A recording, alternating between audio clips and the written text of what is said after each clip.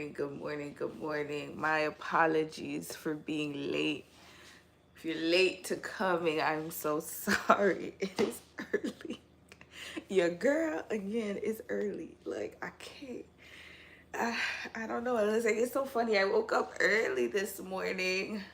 Hello, whoever joined. Oh, little mama patiently waiting. I'm so sorry. I'm sorry, sis. Your girl, she let y'all down. Listen, this is one thing about me. Let me tell you, one thing about me is I'm notorious for turning off alarms and going back to bed. So funny thing is I was supposed to wake up at like 6:25. Usually that gives me enough time to, quickly, get ready and stuff like that, right?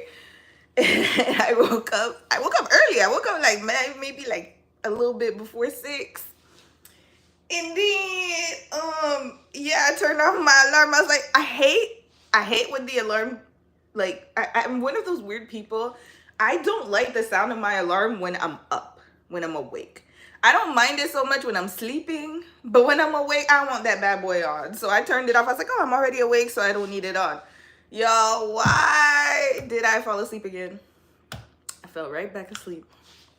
So my apologies if I'm a little behind. I had to really rush and make it for y'all, but I'm gonna get better. And hopefully next week I won't have to reschedule lives like early in the morning, because what happened was that my my husband Dom has an appointment at 10 and I have class at 9.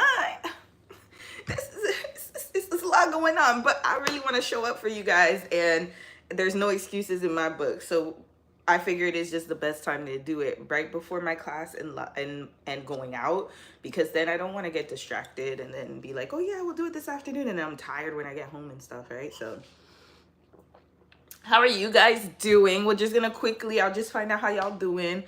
No updates right now as far as my life. Everything is on the up and up, still in school, still toiling in school.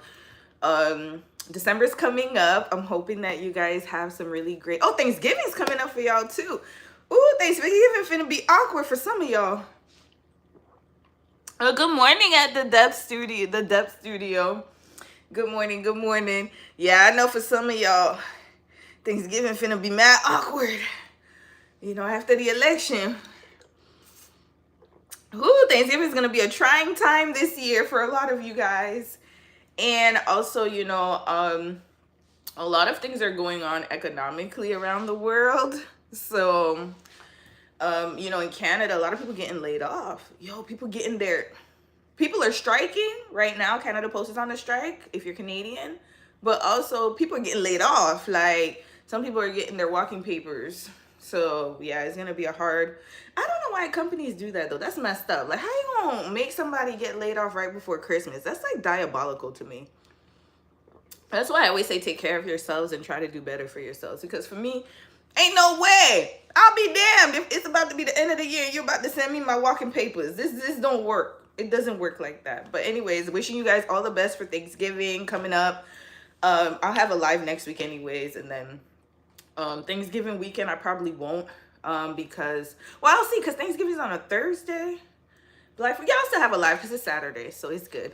Christmas, I'm gonna be in Jamaica the first week of December. Just letting y'all know right now, I'm announcing my excursion. I'll be in Jamaica the first week of December, so I'm gonna be there from December 5th to the 10th. But I will still try to go live. If not, I'll just have some updates and stuff, some vlogs and stuff. But I might go live in Jamaica. I'm still deciding on that. All right, so let's get to the topic, y'all. I don't want to hold y'all too long because I was late. So 10 minutes, the 10-minute pleasantries are done.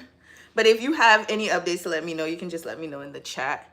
Love from Nova Scotia. Good to see you. Hey, Hope. Whoa, hello from my fellow Canadian sister in Nova Scotia. I need to go visit Nova Scotia.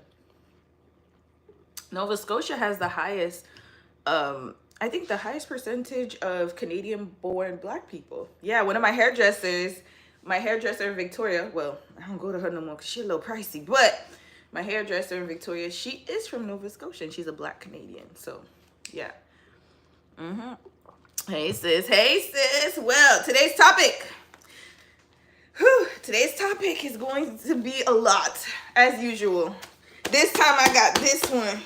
I didn't have time to print paperwork, so I spent yesterday just really writing and making sure that I have all the notes that I'm going to present.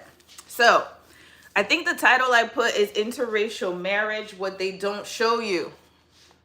We have to talk about that, ladies, especially post the election, post a lot of things going on. And the reason why I'm using the election a lot is because you got to remember, a lot of people, especially in America, voted for Trump.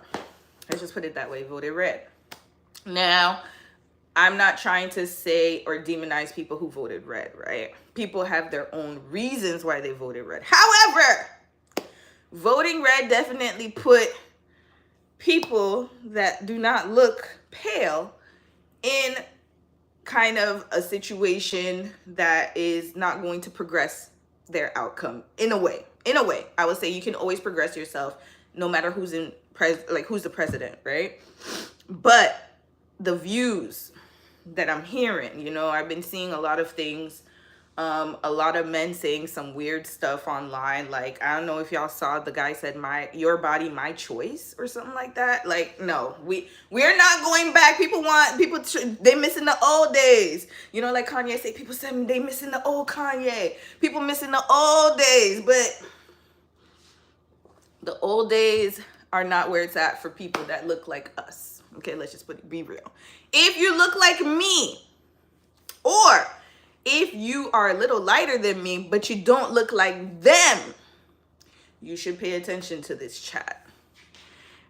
Little mama, yes, finally. I was looking forward to this. Yes, I got to keep it real with y'all because I love, I watch a lot of other interracial relationship channels or other channels, couple channels. I actually like watching them.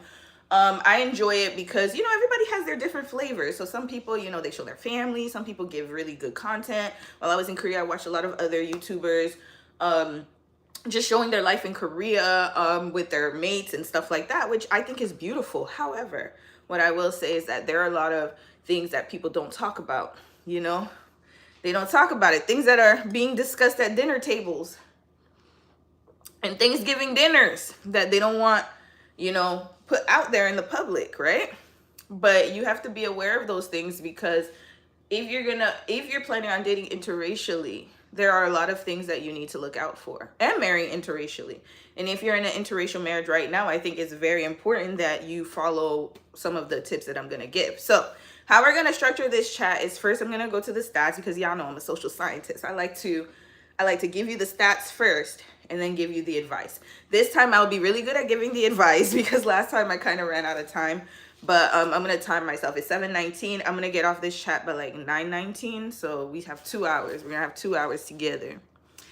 Lovely said, yes, I love your channel. You guys seem very genuine. Aw, thank you so much. We are, this is the thing. Dom and I, we've gotten in trouble a few times. Excuse me, because we've kept it too real. But we got to give y'all the real, man.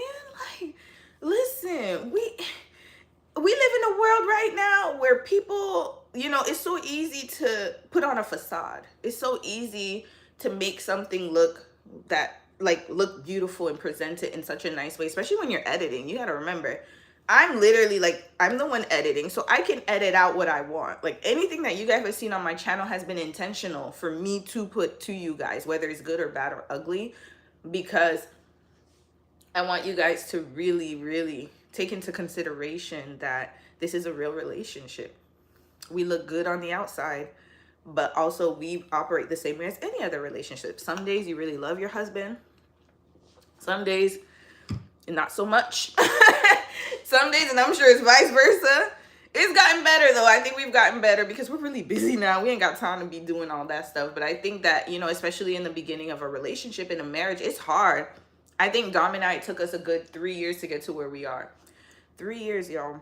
And unfortunately, we didn't have parents to help us. They don't know. Child, they don't know. They don't even know what's going on with them. So it's like, how are they going to help you, right? So sometimes some people don't have parents to help them like that, right? And usually they just tell us to pray about it. And I'm not saying prayer is not enough, but sometimes you need actionable steps. Like, yeah, I'm going to pray about it. They'll be like, oh, pray about it and God will guide you. And I'm like, okay, but what if I don't hear, What if, I know some people got some special, you know, God ears, but for me, I like to have actionable steps too. I think that God kind of guides me, and then I have to take the steps too, right? So yeah.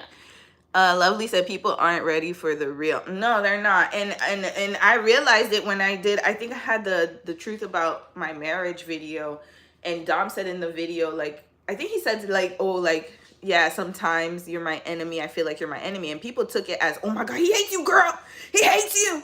Oh, y'all, it looks like y'all just trying to stay together just for the time, but y'all really love each other. Because we were like, yeah, like, you know, we're just trying our best to stay together because this is a rough patch. Like, we've gone through rough patches together. And we were just explaining it in the video, or I was explaining, and Dom was explaining that no matter what, we just have each other, like, our love for each other and our respect for each other is overall, right? So even if we get into arguments, or we have those kind of, like, especially in the beginning, because y'all butting heads, some people don't have it, but some people do, where it's like y'all butt heads, you know, you both kind of trying to get to know each other better, especially from two different cultural backgrounds. It's a lot. So there are times where you might not like your spouse, you dislike them, or you know, you feel like, oh, I just really want to quit. But what we're trying to say is, you get through it if it's a good person. Again, we don't condone abusive people. We don't condone people who are cheaters, liars, manipulators. I'm not going to condone that. But I'm talking about if it's a person really trying their best. You're just human, right? So if you have normal human tendencies, those are going to come out, especially when you're in conflict. And especially if you didn't grow up in a house that had conflict negotiation skills, which a lot of us, let's be real, a lot of us are in therapy for it. A lot of us are in therapy because our parents were terrible with negotiating and conflict resolution. My household, it's like they ain't even really talk about it. And if they did, it was not in the most healthiest way. And same with Dom. Dom's family is very avoidant. Whatever situation they had, it was like, we don't talk about it. We don't see it. That's it. That's all. No one knows the steps on how to resolve conflict. So imagine having two kids coming from those households, trying to build a life together. And on top of that, one is from another country that has a completely opposite culture from the country you're from. But thank goodness that at least my parents, because they're from Haiti, so I had some semblance of that traditional culture. But at the same time, it was just hard way. I'm still Canadian, right? I still grew up in a Western society. My husband grew up in a totally Eastern society. So it's just, there was a lot of conflict in the beginning. So it just goes to show you that not all relationships are all butters and roses and buttercups. A lot of people really suppress how they feel just to make their spouse feel better. And I think those relationships are the ones in danger, to be honest with you. The fact that we could be honest with each other usually fares well, because at least I know I can tell my husband anything and he knows he can tell me anything. Who said, oh, Kisla young man. Yes, that's right. Faith without work is right. Because people just be like, pray, just pray on it. And I'm like, I won't pray about it. I remember when I was younger, I used to pray so hard, and he's like, oh my God, da, da, da. And then when I was like, hold up, I know God does things when he wants to, but how come he hasn't given me what I want? You know, I had that kind of mindset. Obviously, I don't have that right now. But my parents used to be like, oh, you just have to keep praying. But you need to take action too, y'all. You can't just, you could pray until the sun comes home. But I mean, until y'all know, the sun shines, whatever the phrase is. Take my name, Vaden. Okay. Take my name, please. You mean call your name? Or say your name? But if you say something else, Vandan Kandwal, I might have to block you because I don't know your intentions. But hello, Vandan. Welcome to the chat. Yeah, I caught this live. Good morning. Good morning, Eternal Paramour. My husband is Mexican. We've been married for 3 years now. I'm so ready for it. Woo! Your husband Mexican? Okay. Girl. Eternal Paramour, we got to talk. We have to talk. Okay. Sorry, y'all. Before I get started. Okay. Remember, these are just statistics. LOL. Romy, these beats. I know. Romy be on these. I have to, because I remember one chat. Whoo, they was just cutting loose. Now I have more control. Sorry, y'all. It's whenever I drink these lactose drinks, I guess they have the creamers. My nose gets a little stuffy. It's just mucus. It's really gross. So I'll try not. If I have to blow my nose, I will. And sorry if y'all hear Dom stretching in the background. Okay, so yeah, we're gonna start off with the stats first. Let's go. And also, what I would say is these are just stats, guys. Like stats, of course, some people, they always, I would say stats are super generalized, but they give an idea of the overall population. So we don't dismiss stats here.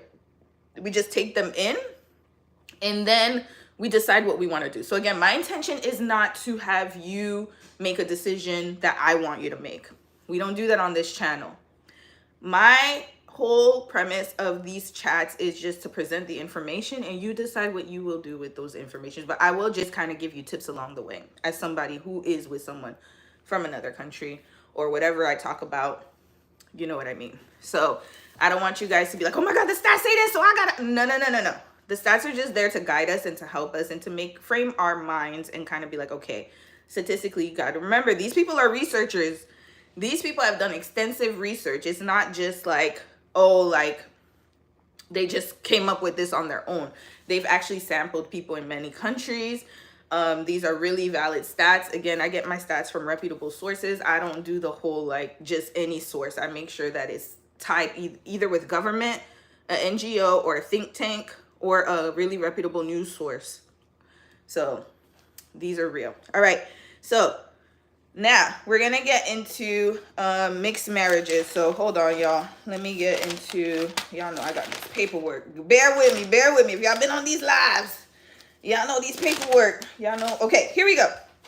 So we're gonna start off with the stigmas of relationship quality for interracial relationships. So this is a journal article I got from the National Library of Medicine.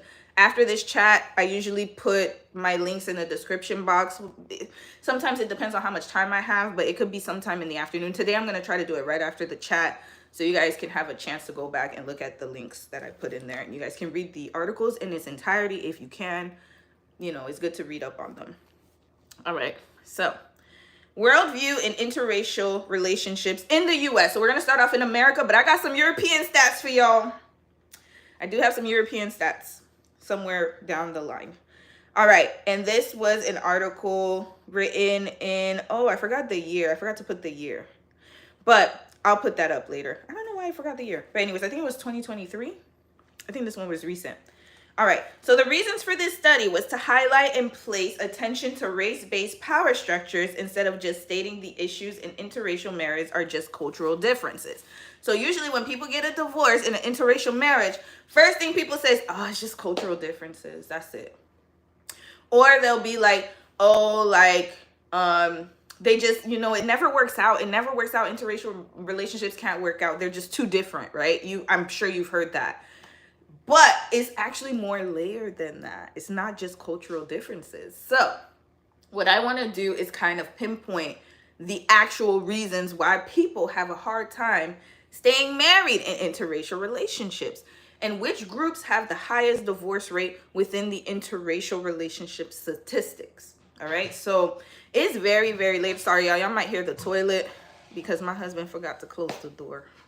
So this is what I'm talking about. You gotta, but then this is just a husband thing. I think it doesn't matter what race they are. All right, those who partner across racial lines still, this is America, by the way, this is an American journal.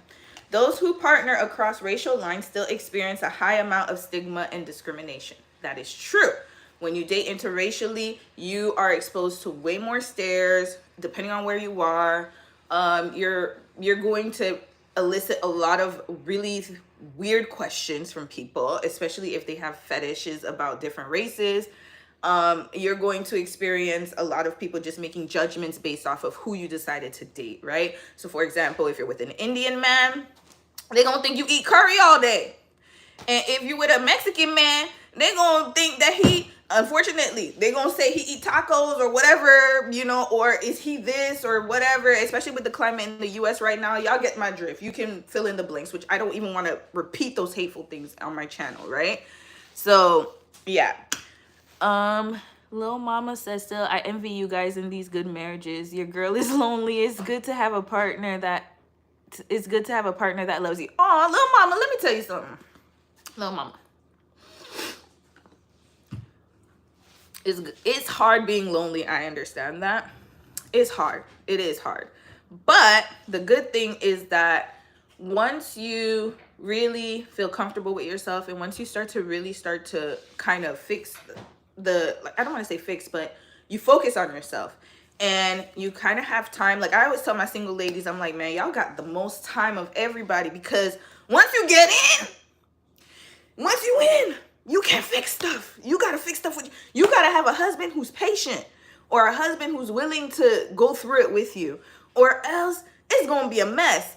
I'm not saying everything can be fixed when you're single, but if you have issues or things that you want to pursue, I highly recommend you do it before you get married. Because once you get married, it's so much harder, because your attention becomes like, and especially when you have kids, it's like your attention is divided in so many different ways. Like, for example, this morning I have school. I work full time, y'all, and I love my job. I work full time. I'm going to always work. That's just me. I love to be a career woman, right? I work full time. I'm going to school full time right now. And I have a husband. So it's like I have to give him my attention, because throughout the week we don't really see each other like that. We do like at night, but think about it. I go to work from 8 to 4.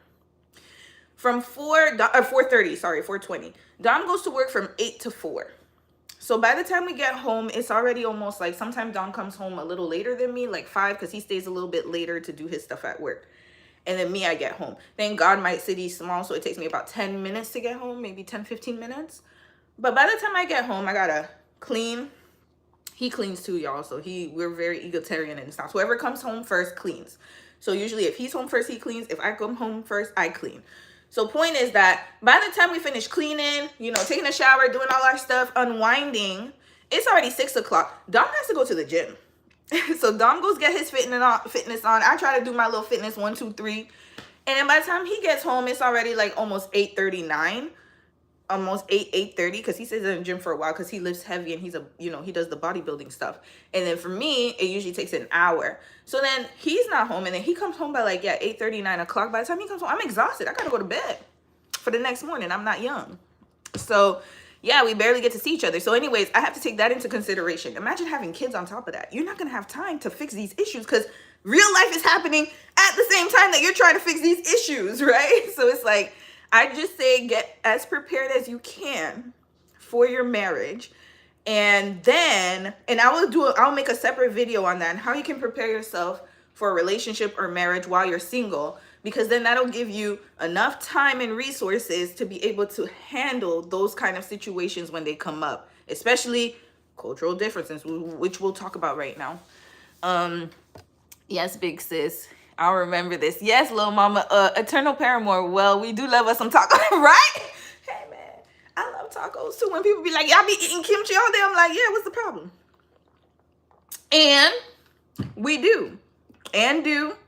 My mother-in-law makes the best food, Korean food. And Dom eats Haitian food all the time from my mama. So, and people just be saying some weird stuff. When people be like, oh, black people like, oh, so you must like chicken and waffles. Yeah. And doesn't everyone? Doesn't everyone? You must like chicken and water. No, I don't like watermelon. But when people say those kind of I haven't had anyone say that in real life. Usually people online say stupid stuff like that, right? Anyway, let's continue. Some perceive interracial relationships as of lesser quality than same-race relationship. This is why when you're dating, just keep in mind that some people may perceive your relationship as of less quality. That is very true. Because some people, especially in our community, let's keep it real. Let's keep it a stack. Black people, brothers and sisters, we have to stop villainizing people who date and marry out. Okay? Because most of the time, they make little remarks. And they'll be like, oh, I'm sure he ain't hitting it the way a king would. I don't think he know what to do with all that. He sure does know what to do with all that. Okay, sir? You need to mind your business. And this is the thing that I'm talking about. Or even vice versa. Some women will be like, when they see a black man with a white woman, they'll be like, oh, I bet she can't cook. I bet she can't do it like we do. Why is it lesser quality is what I'm saying, right? So it goes both ways. But I'm gonna focus on the women because y'all, we all women on this channel. I would hope so. I don't know. There's some men in here, but majority women. My point is that we gotta stop villainizing people who date out because they have a reason. Whatever reason that is. Whatever reason that is, we have to respect it. That's their choice, right? Eternal Paramour. I was dating out before. It was even more common, so I really don't care. Yeah. Yep. I'm saying. I also dated out. Most people who marry interracially, majority of the time, we've already had experience dating someone of another culture or another race, or we were exposed to it. That's another topic. But yeah, a previous study. So within this study, they quoted a previous study. A previous study by Lamiller and Agnew found that being in a marginalized relationship, so whether it's same-sex, interracial, or age gap, these top 3 relationships that are marginalized in society, because people age shame. But some age shaming is correct. Like, you ain't gonna be like 19 dating a 30 or 40, not even a 30, 40, even a 25-year-old. Like it's a little bit of a gap. You know what I mean? Or a 30-year-old. So same-sex, interracial age gap. I'm talking about healthy age gap. So like if the guy is like, 30 and then his wife is 40 or something like that.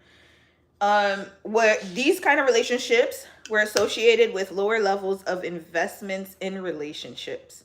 So lower levels of commitment, trust, love, and even relationship satisfaction. Okay. So this is a heavy one. That means that people who date out, that's what they're saying, some of the relationships of people that date out or who date out, they don't put as much effort as they would with someone of the same race. Some, not all. I could say it's not my testimony, but we do have to be careful because some men just see you as a prop or whatever, especially if you're dating and you notice that after you're with this person for a little bit and then they disappear, or they're not putting as much investment into you once they, let's be real, once they get the cookies,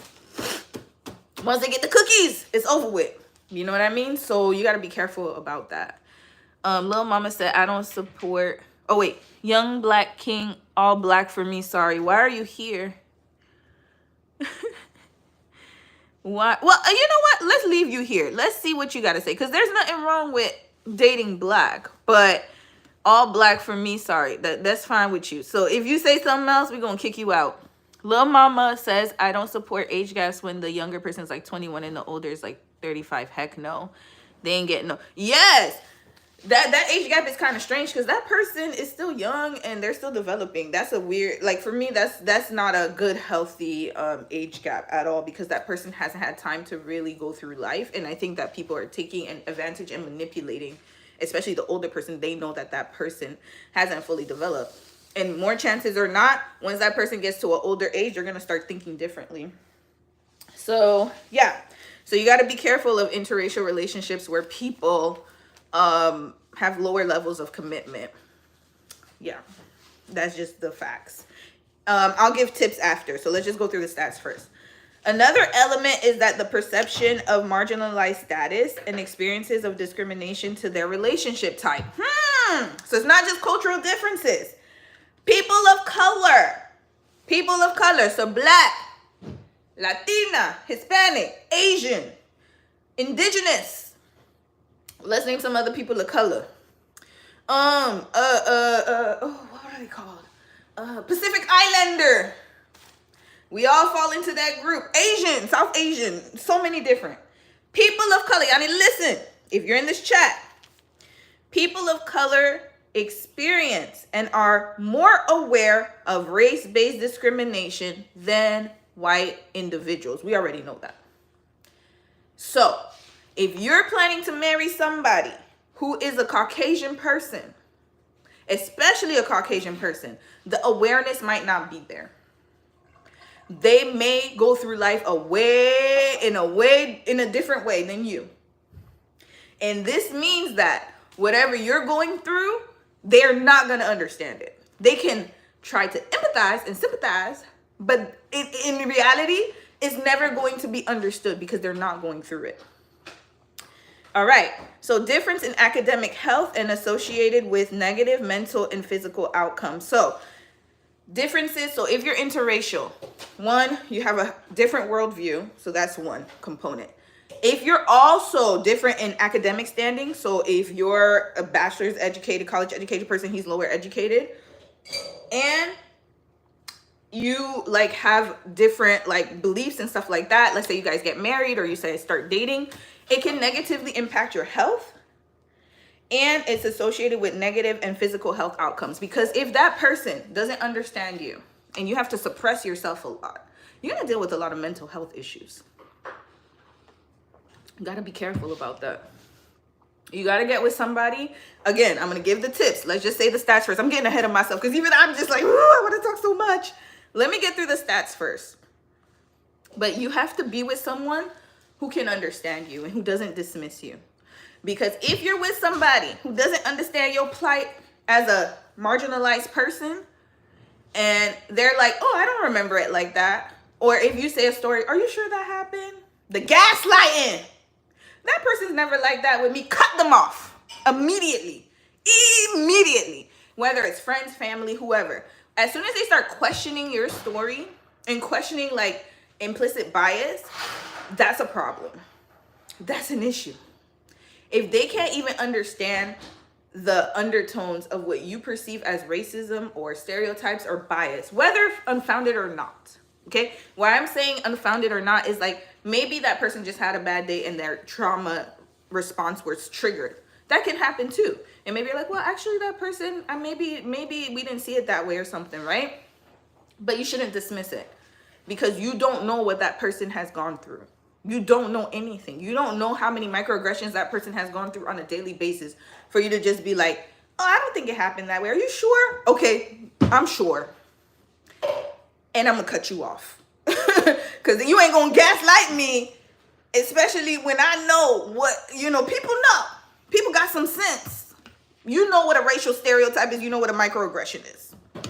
So if you can't even see that for your spouse and you can't be with them or your partner or whoever, cut the person off if they can't understand you.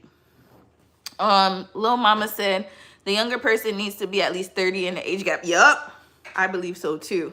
At least older than, yeah, I say between 20 late 20s to early 30s. Whitney Leanne, I'm going to need people to be more alike before. Yes. Whew. Eternal Paramount. Oh no, that's a huge problem. Yep.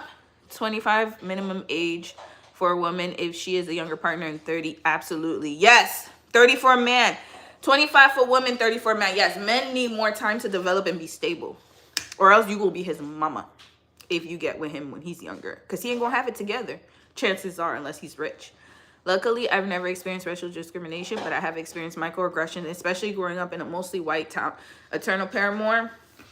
Yes. Yes. The microaggressions are real. Are real. Okay, I'm going to read Lil Mama real quick and then I'm going to continue. I'm 28 and I'm still like, I feel the need to mature some more. Gotta beat the immaturity out of me. Yeah, I'm immature in some ways too. My husband could even tell you. He grew up in a way different environment. So for him, he's super structured. Whereas me, Weston, we like to take our time. We like to play. We like to play. But them, they work hard, work harder. Us, we work hard, play hard. So for him, he sees that as immaturity on our end. Because he's like, man, you guys, we're way ahead of you in Korea. Which he's right. But then that's just, it's subjective. But you can always get there. I'm going to continue. Okay, sorry about that. That was gross. I just had to make sure I don't want that frog in my throat. Racial composition of a relationship has influence on the occurrence of interracial relationships. Okay.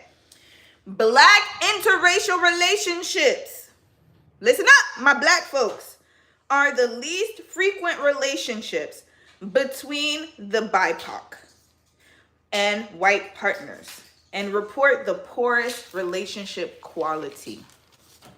Now, remember last week, we found out who dated out more.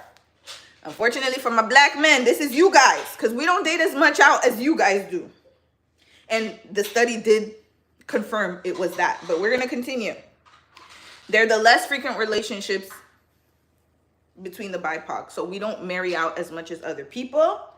and we report the poorest relationship qualities. We'll get back to that. Okay, so how they separated this was, this research was on an interpersonal, and institutional level.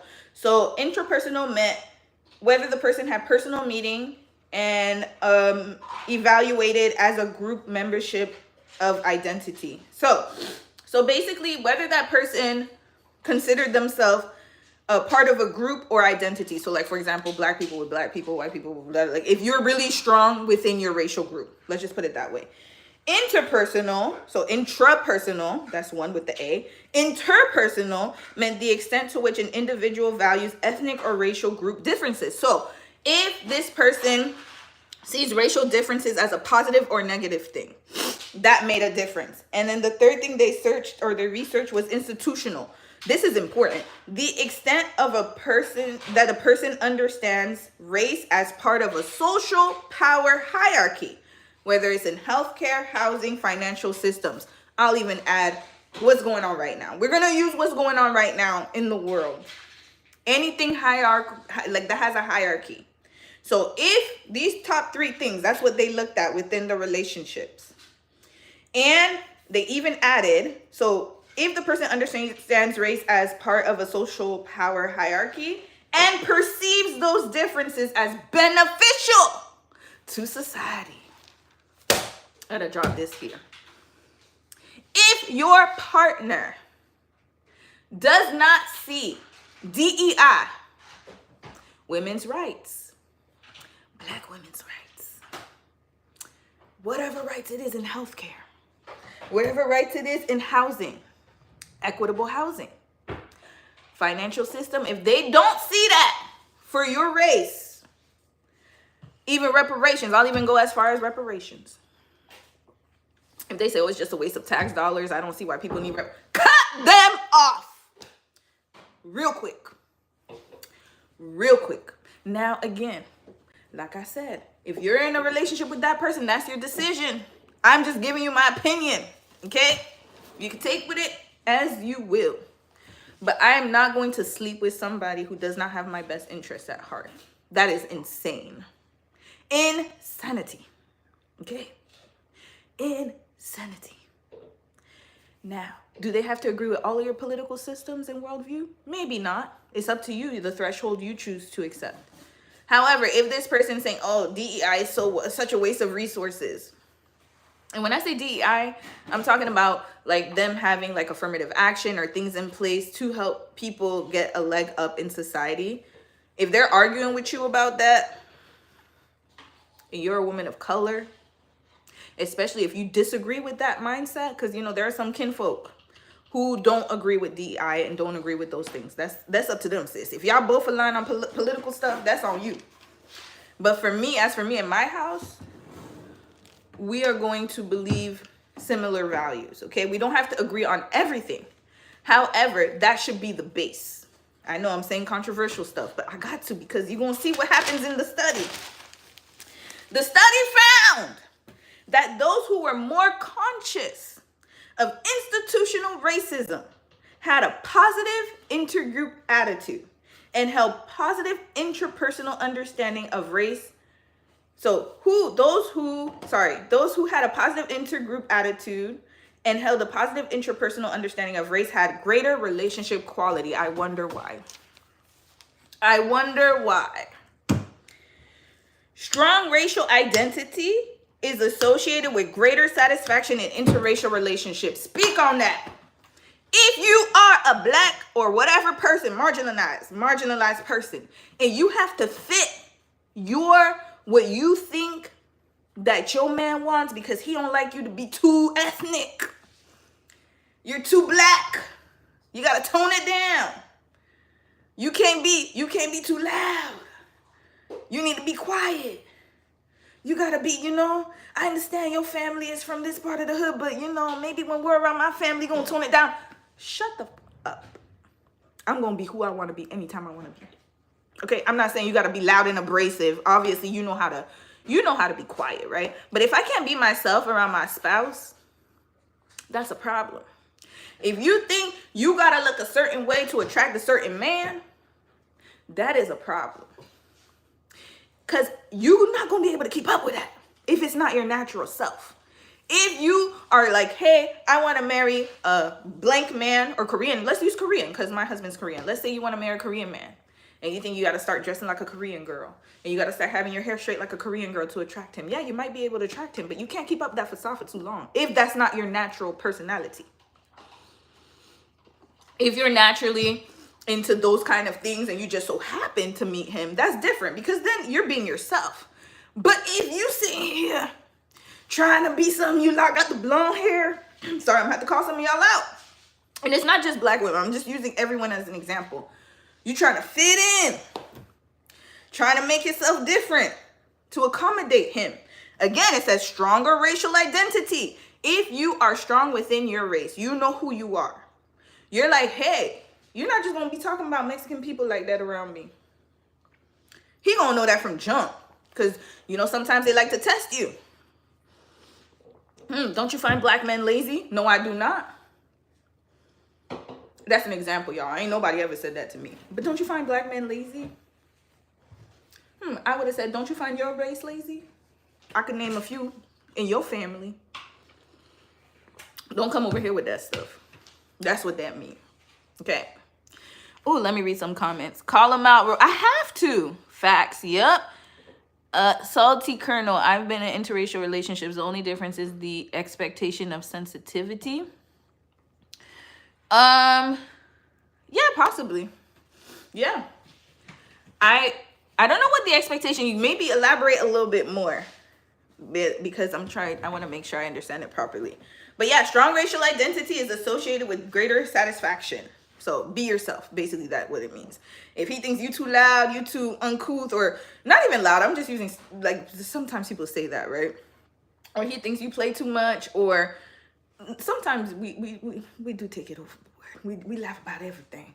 But I'm saying, like, if he wants you to change to conform to his culture and not taking your personality and where you've been and your cultural understanding of life into consideration, that's a no-go. Being colorblind is unrealistic. Being colorblind is unrealistic. It said it in the study. I wrote it right there. So those who say, I don't see race, we're all the same. Good luck. So now they separated. Multiculturalists are the people who accepted people's worldview and were conscious of institutional and intrapersonal and interpersonal racism. And the colorblind folks, I don't see no color. I don't see color. I just see black people. Let's wear blue bracelets together. We're going to support each other. Those folks. Okay. Multiculturalists reflected a critical understanding of power by race and valued group differences as beneficial for society. So the more the person can relate to you, the more that they realize that, hey, DEI is good. We need affirmative action. We need these kind of laws in place to protect people that are like my wife or my husband. Colorblind people, no matter what race they are less likely to discuss issues of systemic racism and mitigate its impact. They are dismissive of the person's experience, and they don't understand. They have a limited understanding of race being problematic. You cannot date those folks. Do not date someone that says, I never seen race as a color. Red flag. Sorry, I'm color, but I don't see race as a problem. Like, or you know, the colorblind folks, I don't see race. And we're all human. We're all human at the end of the day. You better see race. You better see my black behind whenever you go to the polls. You better see my black behind whenever you see some injustice in the street. You better identify. You know what's so funny? Okay, I'm going to tell you guys a quick story before I continue with the stats. My husband, it was so funny. So now that he's married to me, because before, okay, let's be real. He's in Korea. He was raised in Korea. He didn't have black friends in Korea. He didn't have the opportunity to be around black people. Let's just be real. But when he moved to New Zealand, he met a really good friend. And that's another, I'm going to give those tips soon. That's another tip. When he went to New Zealand, He made sure to make friends with people from different parts of the world. And he met this guy, okay? This Jamaican guy. He was from Jamaica. Or hold on, honey, was he Jamaican? Jamaican. He's from New Zealand? He's born in New Zealand, but he's Jamaican. Okay, so he's from New Zealand. He was born in New Zealand. So he's like me, born in New Zealand, but his parents are from Jamaica. So he's first generation, right? Or second generation, whatever you want to call it. So when my husband met him, you know, he was like, yeah, that's so cool. But he wanted to meet different people. Let's just be real. And he expanded his worldview. So then when he came to Korea and he met me, he actually was the one who messaged me first on Hello Talk. He was the one reaching out to me. So he's probably like, hey, you know, I don't care. I don't have no problem. Whatever you is, I don't care. If you look good, you look good. Okay. So now, fast forward to when we moved to Canada. Like now, it's like everything he does, he's considering my feelings and me. And I remember we had a conversation about Beyonce. I don't know if y'all remember that Beyonce not winning country awards. And then those country singers were like, oh, you have to appreciate country music in order to get those awards or whatever. Remember just a few months ago, they basically iced her out of the country music awards because they didn't see her as country enough. And I remember Dom asked me, we were like going somewhere. I remember we were going to one of my friend's shows at the theater. And then he was like, oh, did you hear about Beyonce not getting country music awards? I was like, yeah, I heard about it. I mean, I heard that people are upset about her not getting it. You know what I mean? But me, I was just like, yeah, they don't want her to be there. I was like, you know, country people, they still have some racist tendencies. But I didn't even bring that up. I was just like, well, you know, she ain't get it. So, you know, there's a lot of controversy with that. And he is the one who told me. He was like, you know what? I don't understand why they would be controversial against Beyonce. I don't see any problem with her winning country awards and doing country music because Post Malone was able to get on a song with Morgan Wallen, and he went from hip hop all the way to country, and they had no problems. He's like, nobody ever comes to Post Malone and says that he's not country enough and stuff, but as soon as it's Beyonce, it's a problem. My husband said that, a Korean man. He said that's problematic because he likes listening to country music. But he was like, I don't understand the difference between between Post Malone and Beyonce.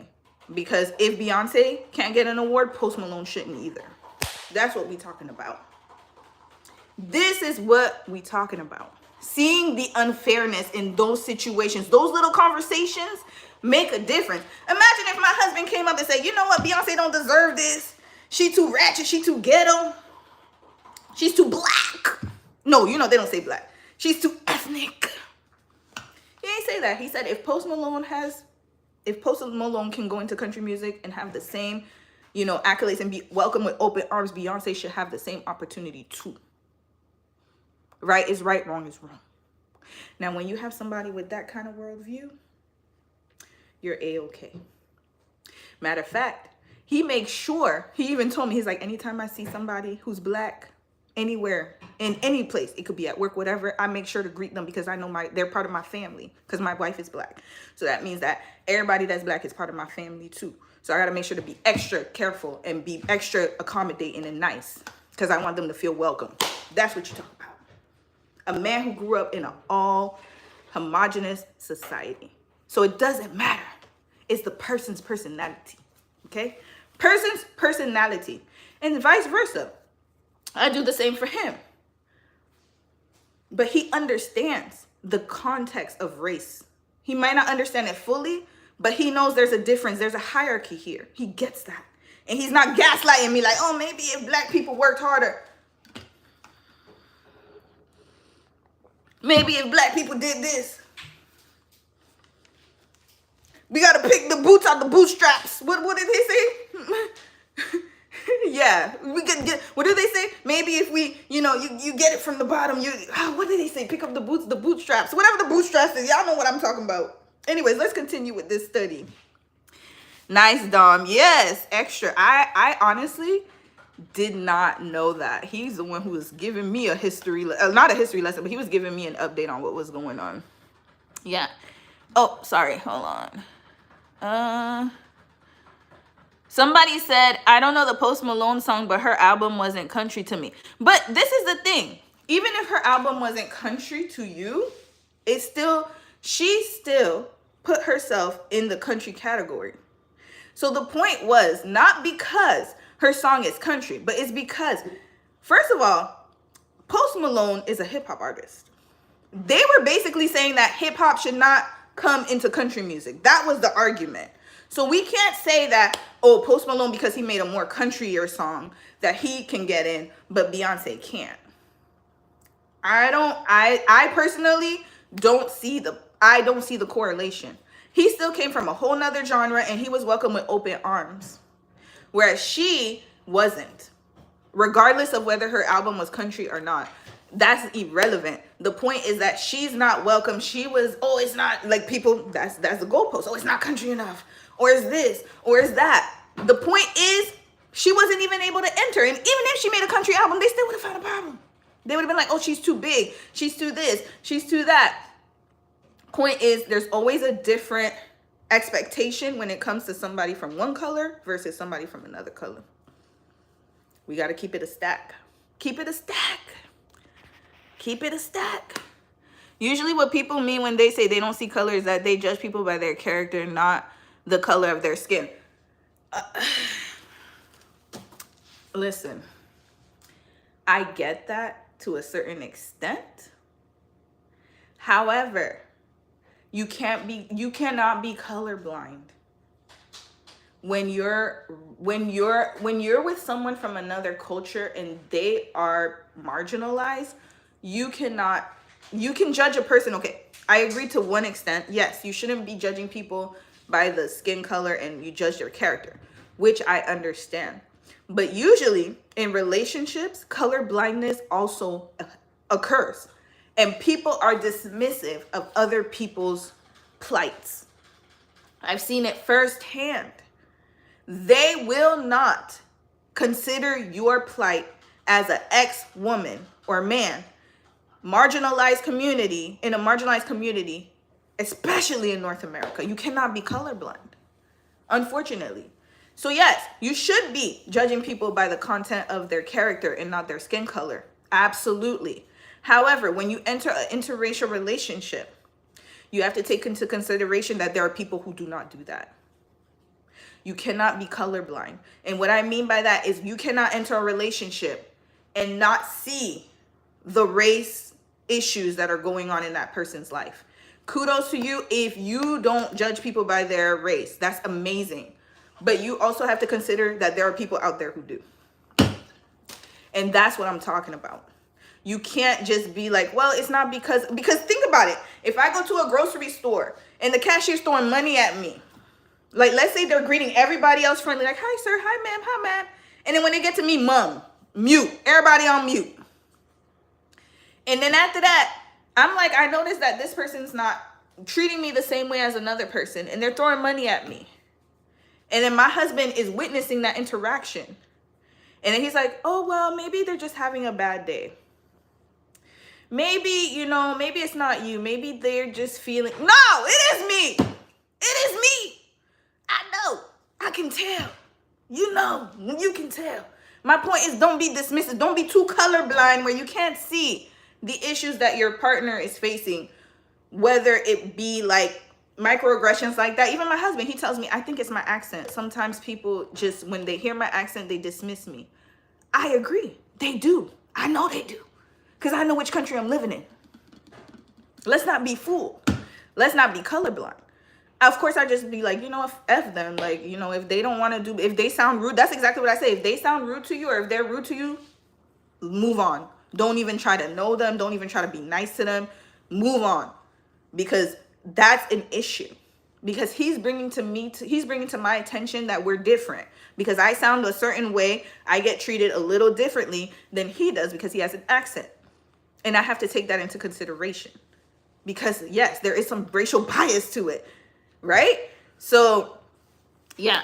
If you do not see color, you do not see me. Exactly. That's what I'm saying. So yes, you don't see color when you judge people. I agree with that. But at the same time, you should see color. At a certain point, you got to know how to balance it. Alexander, you don't represent the whole of Hispanic men, so don't start with the as a Hispanic man. My husband don't see it as nonsense. Wait. Alexander Peraza, this is the most absurd nonsense. As a Hispanic man, you are spouting. Who is spouting nonsense? We Black people are not victims. The Beyonce album. Okay, whatever. What are you talking about nonsense, sir? This is a study. This is not nonsense. This is a study on the internet. If you want to look it up and read it. National Library of Medicine, Stigma, it's from the Frontier in Psychology, and it's the relevance of racial ethnic worldview in interracial relationships in the U.S. This is not nonsense, sir. It's not nonsense. Don't play with me. Don't play with me. I'm a political science major, sir, and I have a bachelor's in political science, master's in international business, and a graduate certificate in project management. Do not play with me, okay? I don't play with people like you on the internet. Don't play with me. No, we don't do that over here. This is an educated channel. We use sources. This is not just me talking nonsense. So whatever you're talking about, Alexander, whatever your name is, hold on, what's his name? Alexander Peraza. Sir, get the hell out of my face. These are stats, statistics from a reputable journal article. How about you read and educate yourself and learn? These are the people I'm talking about. Automatically dismissing what you're saying. Oh, because I'm black, you think I don't know what I'm talking about? I'm very educated, sir. Please, this is the big one, not the little one. Don't play with me. Let's continue. Okay. Multiculturals are more likely to discuss issues of systemic race and mitigate it. Facts. Colorblind. They face a greater stigma from family, poorer relationship quality, and a stronger denial of institutional impact of race and least positive response in the intrapersonal domain. So being colorblind does not pay in an interracial relationship. It does not at all. Okay, so now we're going to get to marital dissolution among interracial couples. Now, this was a little older study. It's really hard to find stats on interracial relationships. So in Canada, I did not know that. Since 2011, I remember I brought up some stats from Canada, Statistics Canada, which is our national survey. I guess it's our, when they do the census, the national federally done like survey of all the Canadian families, you bring up your stats, whatever. So Statistics Canada is owned by the federal government, basically. It's a federal government agency. Since 2011, they have stopped reporting and doing surveys on marriages. So from 2011 till now, we don't know what's changed. They just don't do it. I don't know why, but we have to fill in the blanks.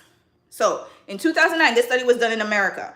Okay, they analyzed interracial marriages involving Blacks, Asian, and Hispanics from 1990 to 2001. So the premise of this article was that they said that people usually only focus on Black-white relationships at the time.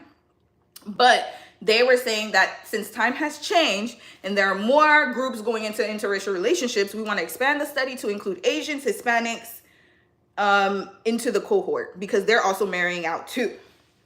The study found that Black-white marriages are more stable than Black-Black marriages. That's okay, so within the study, there was a previous study that they quoted in order to do their study. Okay, so usually that's what people do. They look at a study and they're like, this person is missing this, so I'm going to add to the conversation, and so on and so forth. Alexander, what was his name again? Alexander Peraza. That's what they do. And I report what they do because they know what they're doing. Okay, these people they do reports all day long for a living. All right? These are reputable people, educated people. Anyway, the study found, previous studies that they researched in this article found that Black-white marriages were more stable than Black-Black marriages, depending on who was in the marriage. Black men and white women had shorter durations compared to other types of pairings. So then if they say these two things are wait, what's going on here? First they say Black-white marriages are more stable than Black-Black marriages, but then they said, wait, we got to add that. Black men and white women have the shorter duration. So who of the Black people are having more stable marriages interracially?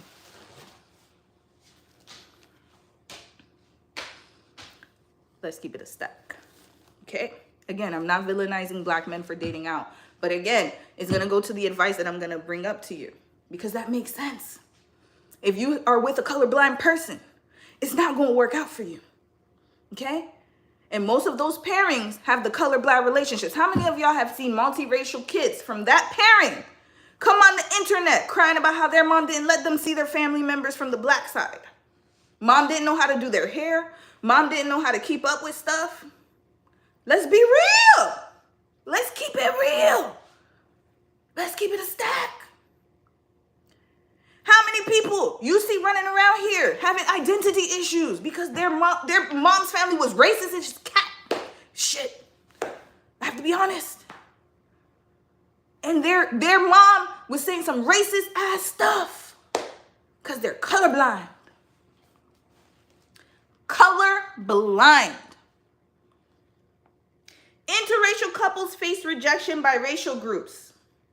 Okay? Especially black people. Black-white marriages, they said. Because they felt like, the racial groups felt like they were betraying the race and crossing the line. That is, I mean, we don't even have to go over that. Higher levels of intermarriage between non-white Hispanics and non-white Hispanic whites. So I guess white people. I don't know why they didn't just say that. Between white people, Asians, and Hispanics, especially those with higher levels of socioeconomic status. So basically, the higher your level of socioeconomic status is in the Asian and Hispanic community, the more likely you are to be married to a white person. Now, blacks had the higher divorce rates than whites. Remember, we already said, we know who within that cohort, the black men, have higher divorce rates than whites. Hispanic and Asians had the lower divorce rates, except within the Hispanics, the ones with the lower divorce rates were Cubans, Mexicans, so that's why Eternal Paramore, I quoted you. Cubans, Mexicans, and Mexican Americans had lower divorce rates compared to Puerto Ricans, who had the highest divorce rates within the Hispanic community. But either way, Hispanics and Asians had way lower divorce rates when married to white people than black people do. That's what they found in the study. The results of the study now. Interracial couples married in more recent times mostly live on the West Coast of America. Why is that? We're going to get into that soon. Interracial marriages equal less stable overall. That is true, because there's just so much compared to same race marriages. Interracial marriages are definitely less stable. Okay. During their study, 13.7% of the interracial couples in the study broke up or got divorced while they were doing this 10-year, 11-year study, 1990 to 2001. Okay? Compared to 9.9% of the same race couples. So within the study, after the 11 years had passed, 13.7% of those interracial couples already broke up or divorced, compared to 9.9% of same race relationships. So there are issues, underlying issues. It's not just cultural differences. Okay? Mixed couples with the most socially distant groups. So if you're socially different, way different political views, way different way of thinking, different culture, the more different you are, they were most likely to break up. So if you're too different, it's not going to work for you. You can't be too different. And that's not just skin color. It's worldview, how you see things. So when some people say, I'm a liberal and my husband is he's not liberal, he's very traditional, it's going to be too hard. It's too different. Different religions. Come on now, let's be real. Different cultural expectations. We're going to get to that. We're going to get to that. Nearly 20% of black-white couples divorced or separated. 20%. Compared with 13.5 Hispanic white couples and 8.4 Asian white couples. Based on that alone.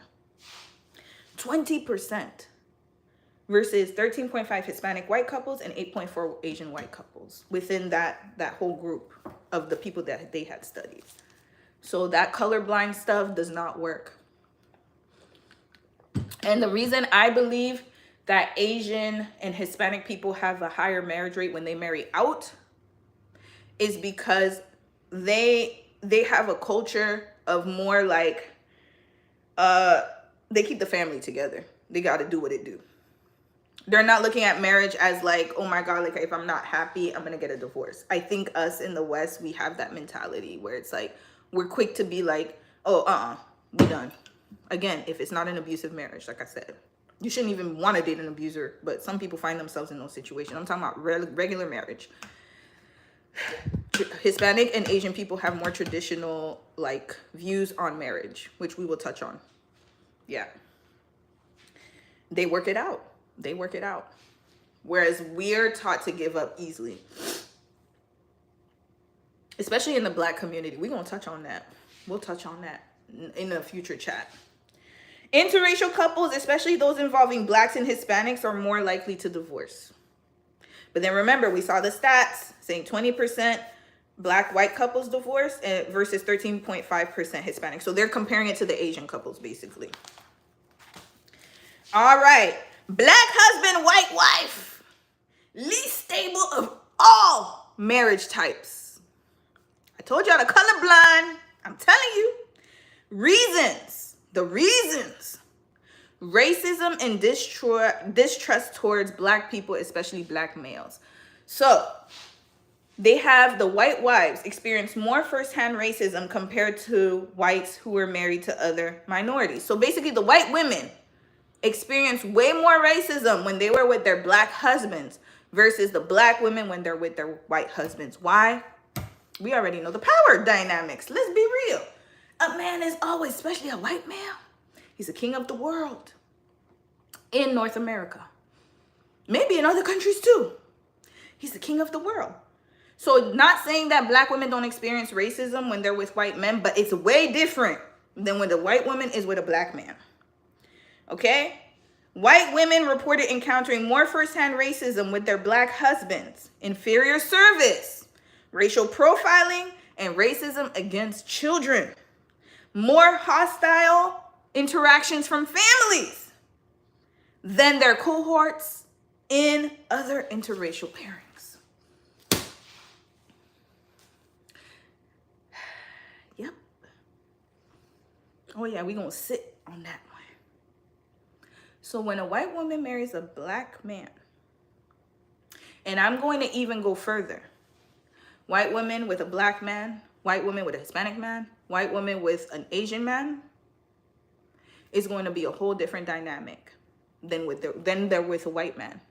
You got to remember, power structures in North America, I don't even have to go into that. We already know institutionally who benefits the most. So imagine coming from a life of privilege where you're able to go through life in a different way. You don't see color because there's no color in your race, in your life. Because if you grew up in a privilege, and I'm not just talking about economically privilege, I'm just talking about the privilege of being a person who operates differently in America. Whether you're poor or not, people don't know up front. Let's just be real. Race first, socioeconomic next. Let's just be honest. So when people see a person who looks like, a white person in America, it's a different thing. Okay? Institutionally, they are benefited. Let's just be real. Overall. Now, I'm not saying they're not poor white people or people who have to work hard. I'm not saying none of that. What I'm trying to say is that let's just look at it institutionally. So then when they marry somebody who doesn't have that same privilege, it has a problem. There's a problem. They're not used to that. I gotta keep it real. They're not used to it. Victimhood mentality. No, it's not. Sir, how many times you have to argue with me? You don't have to agree, but it's not victimhood mentality. These are stats. I'm not just talking. This is the craziest thing. But anyways, I'm not gonna sit here arguing with you. This is stats. You can say victimhood mentality, and good for you if you can take care of whoever you're with. financially, and you can get to the place you need to be in life. Whether you date interracially, if you date somebody interracially. I know, but this study is saying is no. Okay, you know what, Alexander Perez? Okay, I get where you're coming from. No, I'm not saying it's bad to intermarry at all. Actually, I'm gonna bring up some stuff you should consider. I'm just saying that we have to be aware of what is really going on. So, like you said, if you feel that you are different, and you want to progress in life and you have different views, that's fine. My point is that you have to be aware of what's really happening so you can prepare yourself. Prevention is key. Y'all, okay, I'm gonna preach for a little bit because I still have time. You guys gotta remember, I'm not like, when people give negative aspects of stuff, it's not just to scare you. It's kind of like the cancer rate, right? So people are saying, hey, more young people are getting cancer than before. Younger people are showing up with colon cancer, y'all. That's an old person disease. Usually, colon cancer is for people in their 50s. People are showing up in their 20s with colon cancer because of the diet, lack of exercise, environmental effects. Those three things alone, we're eating more processed food than ever before. We're less active than ever before. Does that mean that people need to be scared? No. It's just for you to be prevented, for you to have preventative measures. Don't think of what I'm saying as like, oh, that's how my interracial relationship is going to be. I am in an interracial marriage. If I read everything that was going on in this study, Dom and I don't have a chance.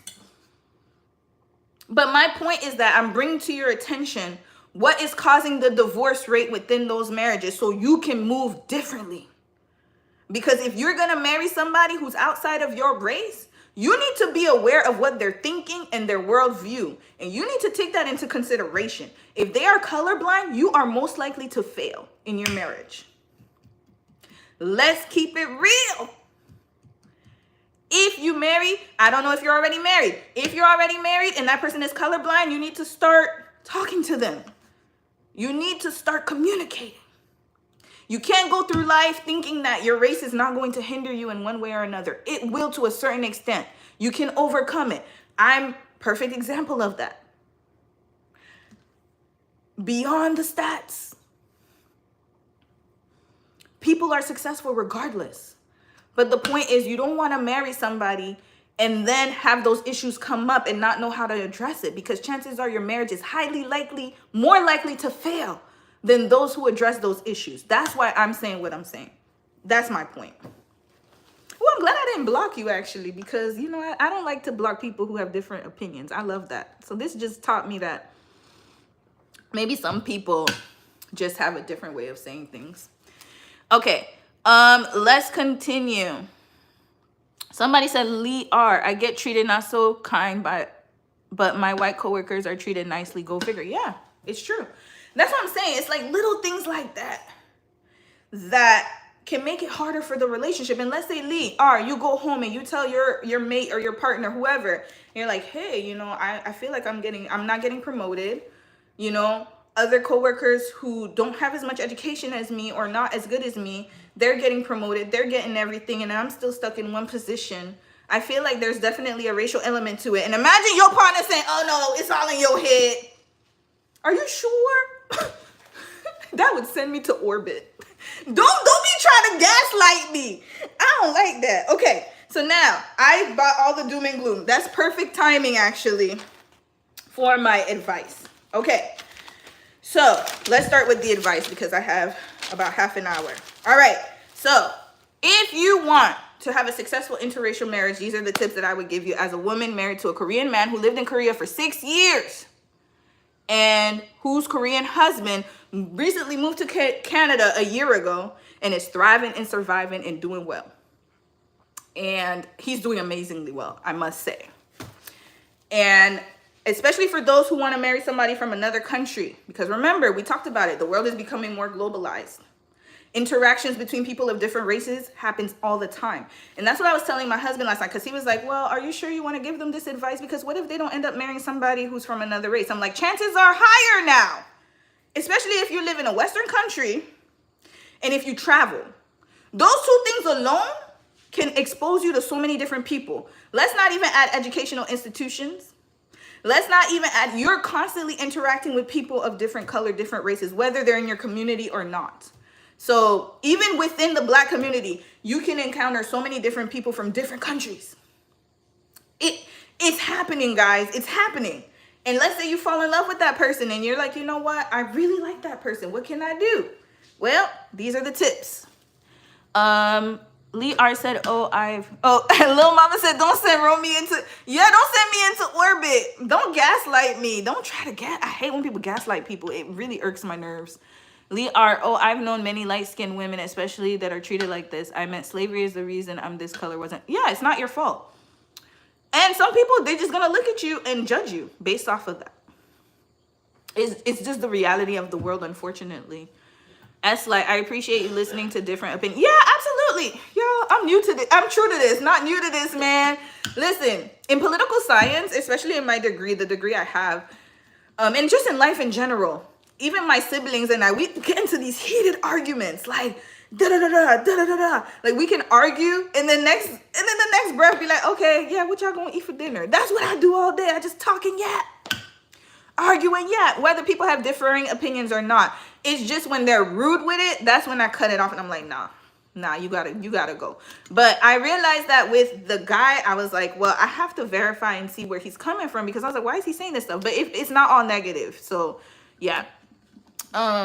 Lil Mama says that mentality that was forced on Black people is still taking time to undo the harm. Yeah, and it might not be undone in our generation. We have to realize that.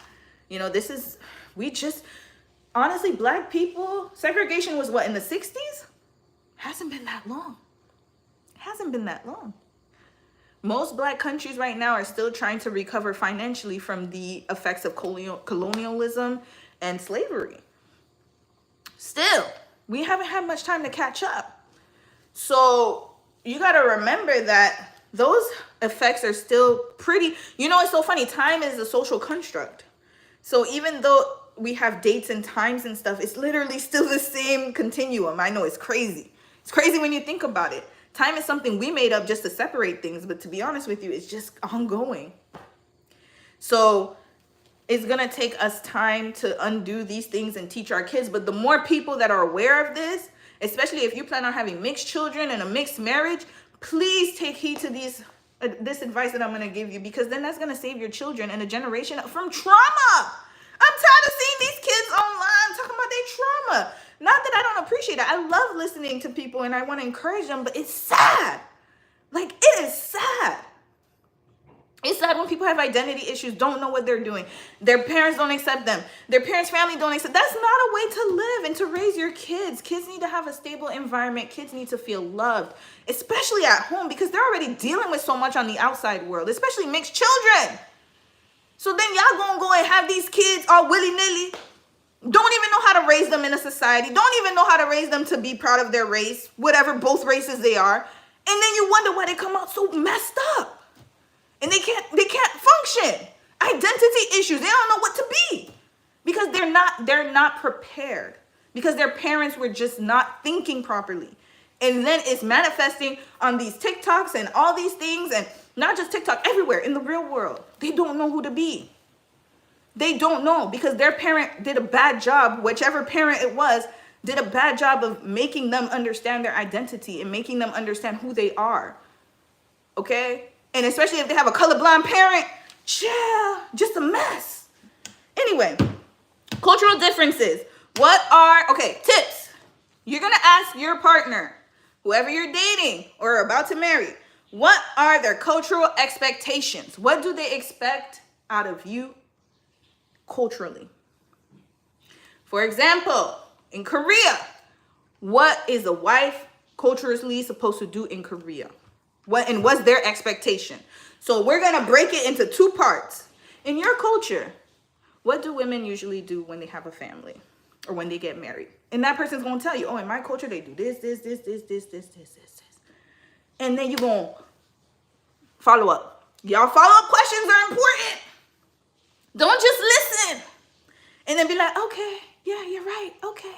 No, follow up. Whatever this person says, you follow up with, so what are your expectations when we get married? As a wife, What do you expect me to do on a daily basis? Tell me what a day would look like for you if you got married to me. Because cultural expectations matter, y'all. If their country is the more traditional their country is, the more traditional they're possibly going to expect you to be. Now, there are some outliers, aka my husband, because his mom did not raise him to have gender roles like that. She was like, look, y'all gonna learn, you're gonna learn how to clean. You're gonna learn how to cook. But most Korean moms don't do that. So then now you have a lot of people marrying these Korean men. And I'm just using Korean as an example because that's what I saw. I could relate to this because I was there for a long time. They expect their wives to do everything. So you might be caught off guard with that because you didn't ask them questions. Oh, he's so fine. He treating me good. Oh, he's so good. Let me tell you, the dating phase is just like Dom was so funny. He told me it's like a job interview. He's like, when you're doing a job interview, do you really tell them how you really feel? Like, think about it. If you know you're about to quit that job in 3 months, you're not going to tell them, oh, I'm about to quit this job. You're going to be like, yeah, I could work here forever. When they ask you, like, oh, what do they ask you? They're like, oh, how long do you see yourself here long term? Absolutely. I see myself, being a director. I have long-term goals in this company. 3 months later, you're already gone. You're already gone. He was like, everybody always put their best foot forward in the dating phase. But you got to ask them questions. I asked my husband questions because, remember, he's a foreign-born person. So I had to ask him. I got his point of view as well about what he thinks. And he said those are important questions to ask. What are the expectations of women and the laws in their culture? What are the laws for women in your country? I need you to speak up. Speak up. Because, again, I'm going to use Korea as an example. Korea has very strong patriarchal laws, whatever you want to call it. It's filled with misogynistic views, traditional views of women. So the laws do not protect. They have laws in place, but they don't follow them. They don't follow them. Women are still mistreated there. Especially if you're a foreigner. I'm going to be honest. I'm going to keep it real with y'all. If you're a foreigner in Korea, you do not have the same rights as a Korean person. You don't. You do not. I hate to tell you that. Your husband or your wife cannot protect you from what is going to happen if they decide they don't want to be with you anymore. The laws protect Koreans first. You are a second-class citizen in Korea if you were to marry a Korean person and live in Korea. Automatically. If they decide they don't want to be with you, the courts will rule in their favor versus you. They're more likely to do that. Okay? They protect each other. I hate to say it like that, but it's the truth. So, if you're a woman about to marry into that culture, you need to ask your husband or your future partner, how do they treat women and how would you treat me? Okay. Do the laws protect or harm women? What are the Korean girls going through? If they're going through bad stuff, imagine it's going to be worse for you. If they're not getting their rights, you ain't going to get yours. Let's just be real. America, we don't even have to use Korea. We can use America right now. Because a lot of people are talking about Project 2025, yeah, and other things. Do women have rights in your state? Because if white women are struggling and you're not a white woman, you better take heed to that. Whoever is the group that is benefiting or that is supposed to benefit from the laws and stuff like that, if they're having a hard time, I hate to say it like that, but I'm gonna keep it real. Your black ass or your blah blah blah ex ass is gonna have a hell of a time. Okay? I'm being honest. All right, let's just be real. Is abuse normal in their country?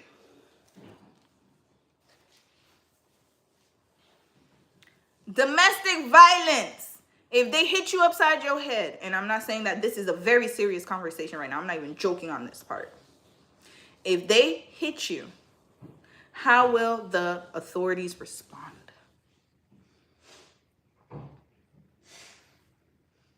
Will they listen to you as a woman, and will they try to protect you and put you into shelter? Or are they going to say, hey, he is your husband, you have to follow what he says, and good luck. Godspeed. Yeah, I gotta think about those things.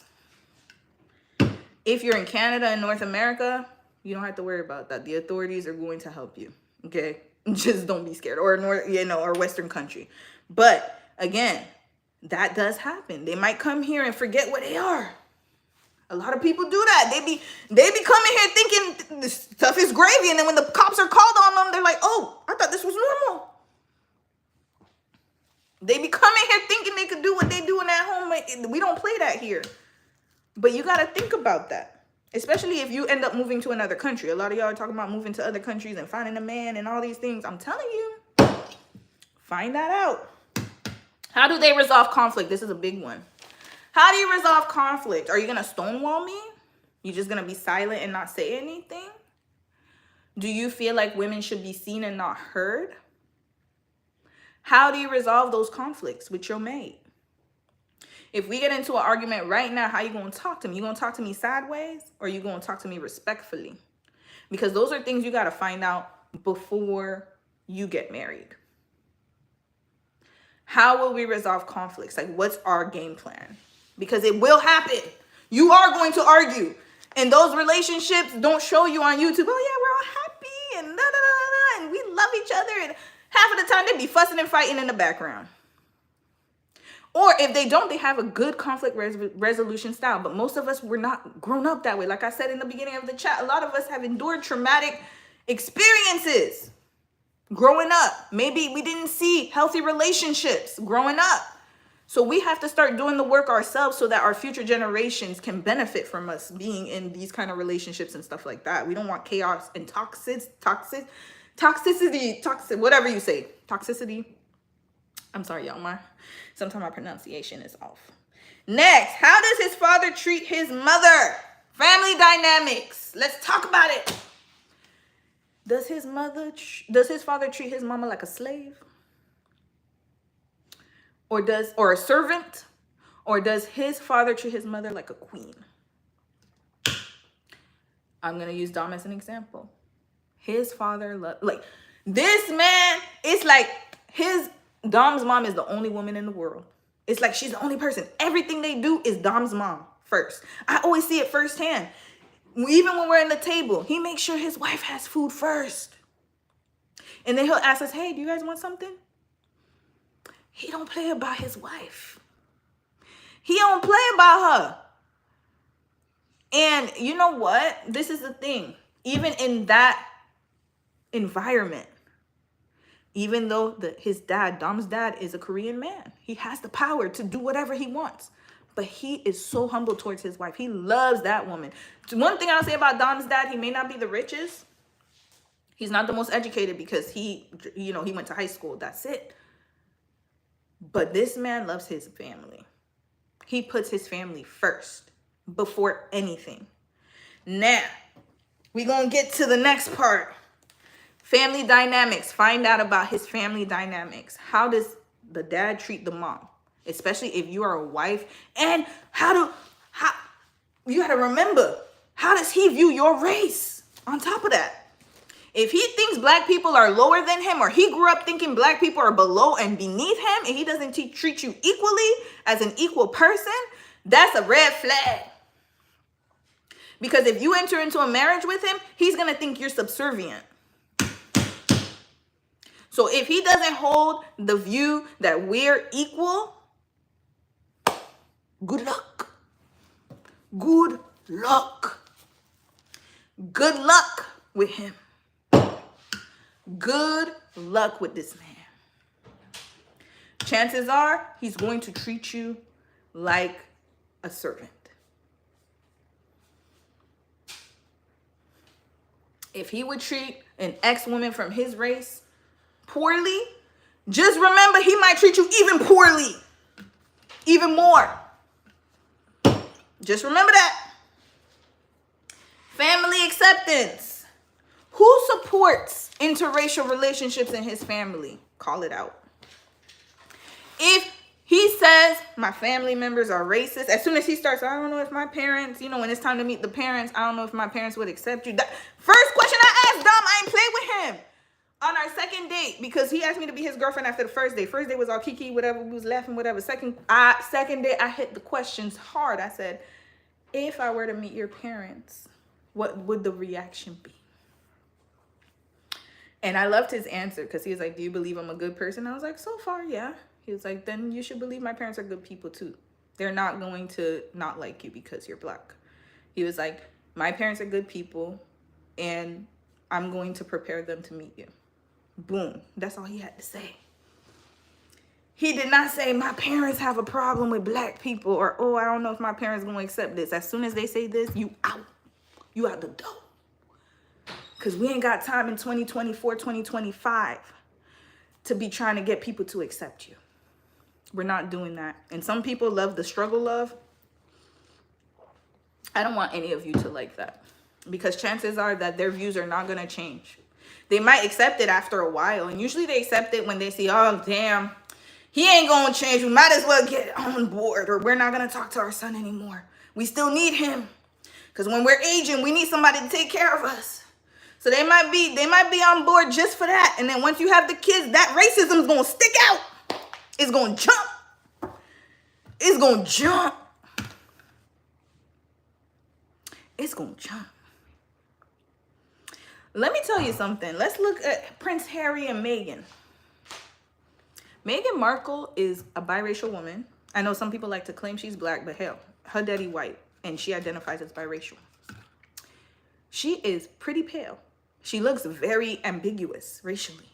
And even she had a hard time getting into the Buckingham Palace. This lady was an actress. She got money. They just didn't see it for sis. And the funny thing is, Kate, okay, so Kate and Meghan probably had similar outcomes because Kate's parents were new money. Meghan's parents, her dad was a director. I don't know what her mom does, but she was an actress. She got money too. It's not like she was a poor person. But the treatment was totally different. How your kid gonna look like? What your kid's gonna look like? I remember she did an article, like she did an interview, and she was like, yeah, somebody in the Buckingham Palace, one of the employees was, she heard a family member and employees talking about what the kid's race is gonna look like when she got pregnant. That racism is deep sometimes in families. And I'm just using royal family as an example, but this could be every day. Oh, my parents, they're like, oh, my parents, they grew up in a small town. They don't understand. Nah! Get your parents on board yourself. Y'all need to start fixing y'all rate. If you find yourself, and I'm getting incensed right now. I'm going to continue this. Family, who supports interracial relationships? And also, is he considered the rebel or black sheep in his family? Because sometimes they want to do it just to stick it to the parents. Like, yeah, I bought a black person home. I know you don't like black people. Yeah, dad, fuck you. Fuck you, dad. Fuck you, mom. I bought a black person here. And what? What you gonna do? I'm telling y'all. Is this person considered the rebel or the black sheep? They bring you in the family just to cause chaos. Oh, my daddy's gonna die in his grave if he know I bring a black person home. Don't let it be black. Oh, gloves are off. My Asian parents hate black people. Yeah, I'm gonna bring her to the house. Yeah, mom, what you gonna do? And then they have this whole dynamic where they hate each other. And then you just stuck in the middle. You skinning and grinning. Oh, he loves me. Oh, he brought me to his house against his family. Girl, run. This ain't going to end well for you. Because once he wakes up and he finds his identity, he's going to be like, oh, I didn't know it was that hard to be with a black person on a daily basis. I got to deal with all this racism. No, I'm just more comfortable being with my race. I'm going to go back.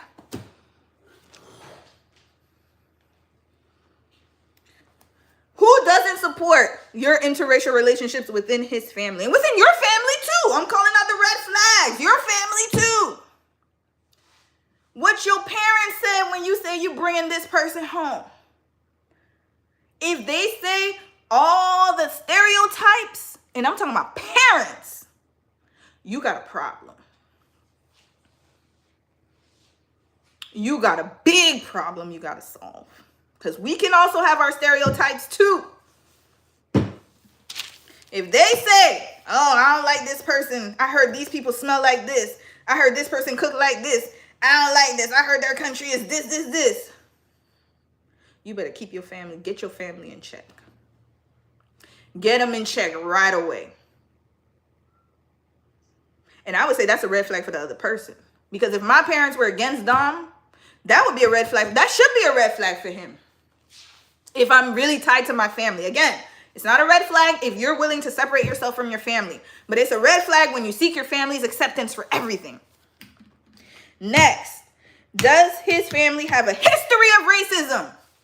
How many generations ago would they have owned you? This is an important question. Ask them.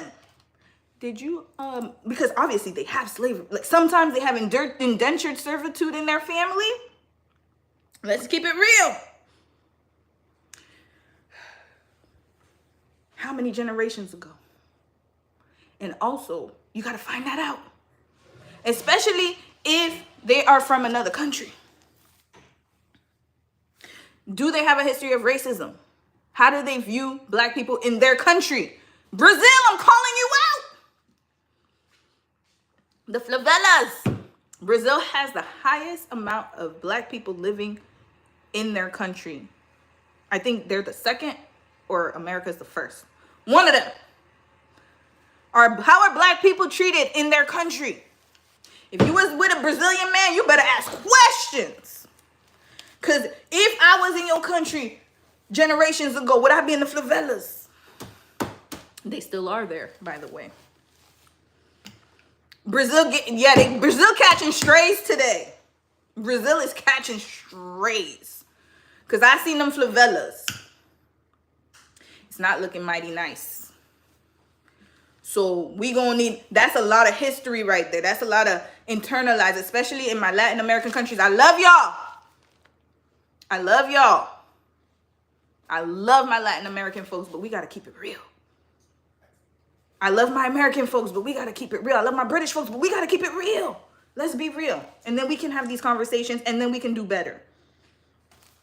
How strong is family acceptance in his culture? If he tells you, if my mom doesn't accept you, it will be hard for us to get married. I wish you well. There's so many men out there that will accept you. Go find one that will. I don't know if my family's going to fully accept you. Because if they do accept you, they're going to feel like they had the power to make that decision. Because he couldn't make it without the family. So now they're going to be all up in your marriage, all up in your business. Because you gave them, hey, your husband is such a family man. I care about my parents. I'm not saying you shouldn't care about your parents' acceptance. But if you're willing to date interracially, you got to be ready to cut people off. Because every day somebody's going to test you. You're going to get tested. And some of those family members that you hold dear and near have views that are completely opposite of what you want. And again, I'm not saying that people can't date interracially and have racist family members. I'm just saying you got to be careful about that. Me personally, I couldn't rock with that. But if you do, that's on you. But you got to make sure your spouse is willing to cut them off. Because we're not going to have this kind of attitude and we bring children into the world. Or even me, I go over there and I got to be all uncomfortable thinking that somebody going to do some harm to me. Some people have to deal with a lot of stuff when they go to these family members' house. And then you bringing me around these folks knowing damn well they don't like my ass. Get out of here. Next, I got more.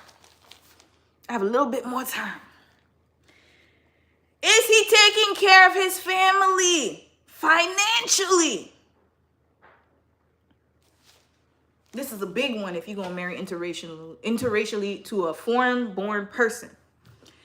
Is he taking care of his family? Does he take care of his family, whether it's domestically or abroad? Y'all ever heard of them families? They the first ones, the first son that comes to the country. They the first ones then they gotta sponsor the people behind. So parents, whatever. If your man is the firstborn, I'll even throw you another one. If he's the secondborn, and if your wife, men, you're not absolved from this. Matter of fact, you're even more into this. Because if you date interracially, if you date a woman interracially and she is from another country, chances are she's taking care of her family. And so while she's all up in you, with you in Canada, America, wherever you are, she best believe she's sending back home money back home to her country to take care of her parents. Those finances are stuck. Because if they have strong family ties, they are expected to take care of their parents, their aging parents. And rightfully so, because they're your parents. But however, imagine those parents don't like your behind. And then you sitting here sending your money. Yeah, you could say, oh, it's just my husband's money. It's coming from your mouth. Because whatever money he's using for them, it could be used for y'all. And y'all, you guys getting wherever you're supposed to get. And wherever you're supposed to go. It's going to impede on your finances. Whether it's just his money, because some people are like, well, that's just his money. Okay, that's less money you have to save up for whatever you guys have goals for. Okay? I hope, thank you. Peeps, hit the like button. Oh, thank you. I'm telling y'all. Is he taking care of his family? And I'll even add another one. Is he expected to bring his parents to where you are? Because where they gonna live? Where they gonna live in this economy? Where they gonna live? Your man's gonna buy a house for them and a house for you? I think not. Sometimes people have communal expectations. They want the parents to live with them and their wife and their kids. They finna take care of them parents. You gotta look out for that. And be prepared, be on guard. Because that might happen. And Dom told me that. I remember when we met, he was like, look, I'm the only son. I'm firstborn. Right now, my parents are self-sufficient, but eventually, if they get sick and they age, I might have to spend some extended time in Korea. Or I might have to bring them. I really want them to come over here. However, I told him, I was like, our healthcare system is jacked up right now. They are better off staying in Korea. We've already made strategies for that.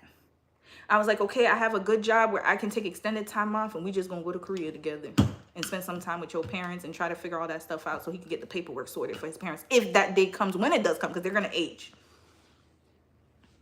You gotta have strategy, y'all. Y'all can't just get in here, oh, we're just a cute, oh, he's so fine. We're such a cute couple. Chat. All right. Does he take care? And how many family members he taking care of? He's taking care of his sister, his mama, his daddy, his brother, his what? Maybe cousins sending money. Till this day, my mom still sends money to her dad and her siblings in Haiti. Some of them came over to America, but she still has family members in Haiti she got to take care of. Till this day, I am 39. Oh, 30. Woo, I put age on me. I'm 38, about to be 39 years old. My mom been doing this for years. For years. Does his country have strong family values? I said that already. Who pays the bills in their country? Is he responsible for caring for aging parents? We went over that. Does he send money back home? How often does he send money back home? That's another one. Is it weekly, monthly? Yo, people don't realize those transfers add up. If you send through MoneyGram, you send it through whatever other source, financial source. Now PayPal has Zoom. Wherever you send that money, the interest rate and the rate that they charge is exponential. And you know they love US dollars, child. They be picky with it. You can't just send them Canadian dollars or UK dollars. They want US dollars. So converting that money is a lot. And if they are expected to send it weekly, monthly, you're taking care of a whole nother family. And let's say right now, you want your man to take care of your family and to only prioritize your family because y'all ain't there yet. Y'all need to get to where you know you're going. But you can't, if the finances are going out all the time, you got to talk about that. Finances are very important. Where's his money going? Where's her money going?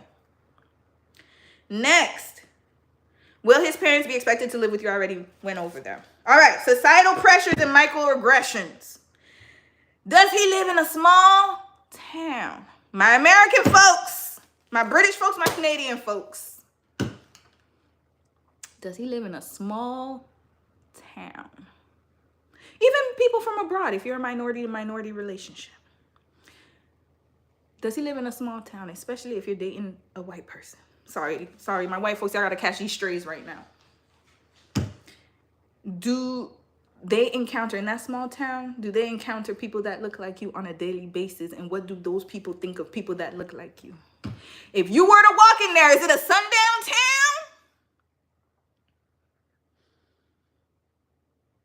Did he grow up in a sundown town? That's the first thing you need to be asking yourself. Oh, Lil Mama said there was one couple where the Korean husband was working, but the foreign wife was trying to live her K-drama fantasy and wouldn't work in Sorry, I don't mean to laugh. Yeah. She trying to live her fantasy. That's what I'm saying. Finances are important. Y'all got to be on the same page. Because she's sitting here in fantasy la-la land, and he's sitting here like, yo, what's going on? Especially if he's not rich. Guys, most guys are average earners. The average income in America, quote me if I'm wrong, or in I'm going to use America because America is usually where the stronghold is. I think the average income in America was 50 to 60,000. That's not enough money in this economy, especially not to take care of somebody. And in Korea, it's even lower. If you're an average worker, you're not working at Samsung, you don't work at Hyundai, you don't work in Naver, you don't work for the government, you are making average income. How can you support your spouse and your family on that one income? It ain't gonna work. Does he live in a small town? The reason I said that is that, does he expect you to move to this small town? If he does, with your biracial, and you plan on having a family, a biracial family, and his town looks, like I said, like a sundown town, you got a problem. If he's not willing to move to a multicultural area where your kids can grow up with kids that look like them and can be around people who don't have that mindset, who can be around people who are more progressive. I love to say, I know there's layers to this. Again, not everybody who's progressive is really progressive. But the point is, if they want you to live in a town where there are not a lot of other mixed couples, and you stand out and stick out like a sore thumb, get out. That movie Get Out was for a reason. Get out. Find out where he wants you to live after. If he wants you to live in a small town with where he grew up, like I said, there's people that don't look like you, and people jump when they see you. And you walking around, people staring at you when you walk into a diner, everybody, the music's like, "Arr!" And then everybody just looking at you. You got a problem. You got a problem. Matter of fact, I would recommend you guys look at truck drivers. I know truck drivers, it's just random. A lot of truck drivers, they have like a lot of YouTube accounts and TikTok accounts or whatever. They be talking about the towns they go to and how people treat them. Just remember that. Okay. Yeah. Does he have any friends or has exposure to the people in your racial group? If he does not have any, first of all, this is a layered one. If he doesn't have the opportunity to be exposed, that's okay. Because, for example, if he grew up in Mexico or grew up in another country, and Mexico has black people too. But if their exposure is not a lot, like they don't have like as much, like how can I say this? If they do not live in a diverse country. So, for example, Korea, foreigners are very few, far in between. So I can't blame my husband for not having black friends. But when he moved to New Zealand and Australia, how many of those friends were foreign? Is he only clicking up with Korean people? Or is he trying to expand his worldview? That's very important. If your man did not have the opportunity to grow up in a country with exposure to people of your race, doesn't have to be black, it could be Hispanic, Asian, whatever,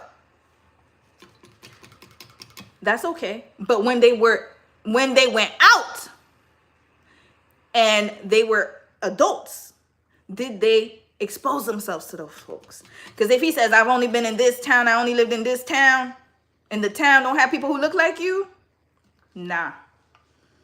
it ain't gonna work. It's not gonna work. Same thing with people in America, as diverse as America is. If you've never had a friend that looks like you, and I'm talking about real friend, not the, oh, I have a black friend. Not that I have a black friend, folks.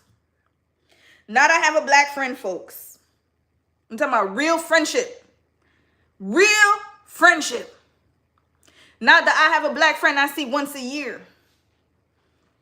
And the black friend is cooning. We ain't talking about those black friends. Black friend is cooning.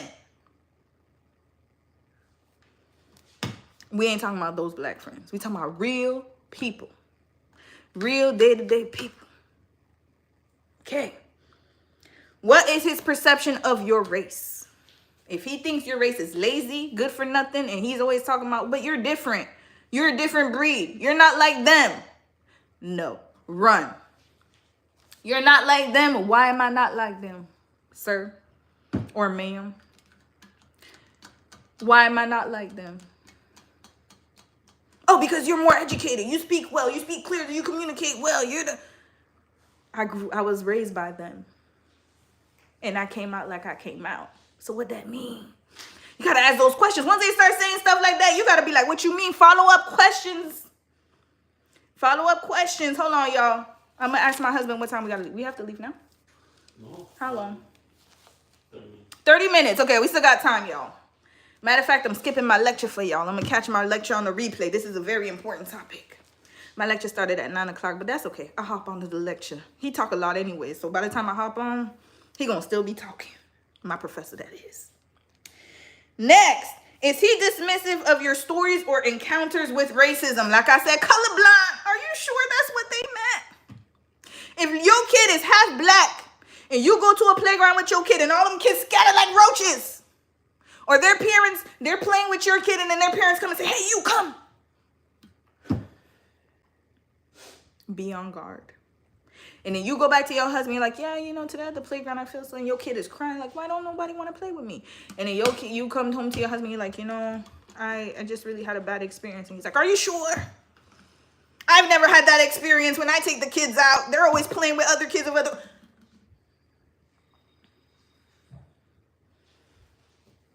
That's that dismissive stuff I'm talking about. Trump is not going to do that to black people.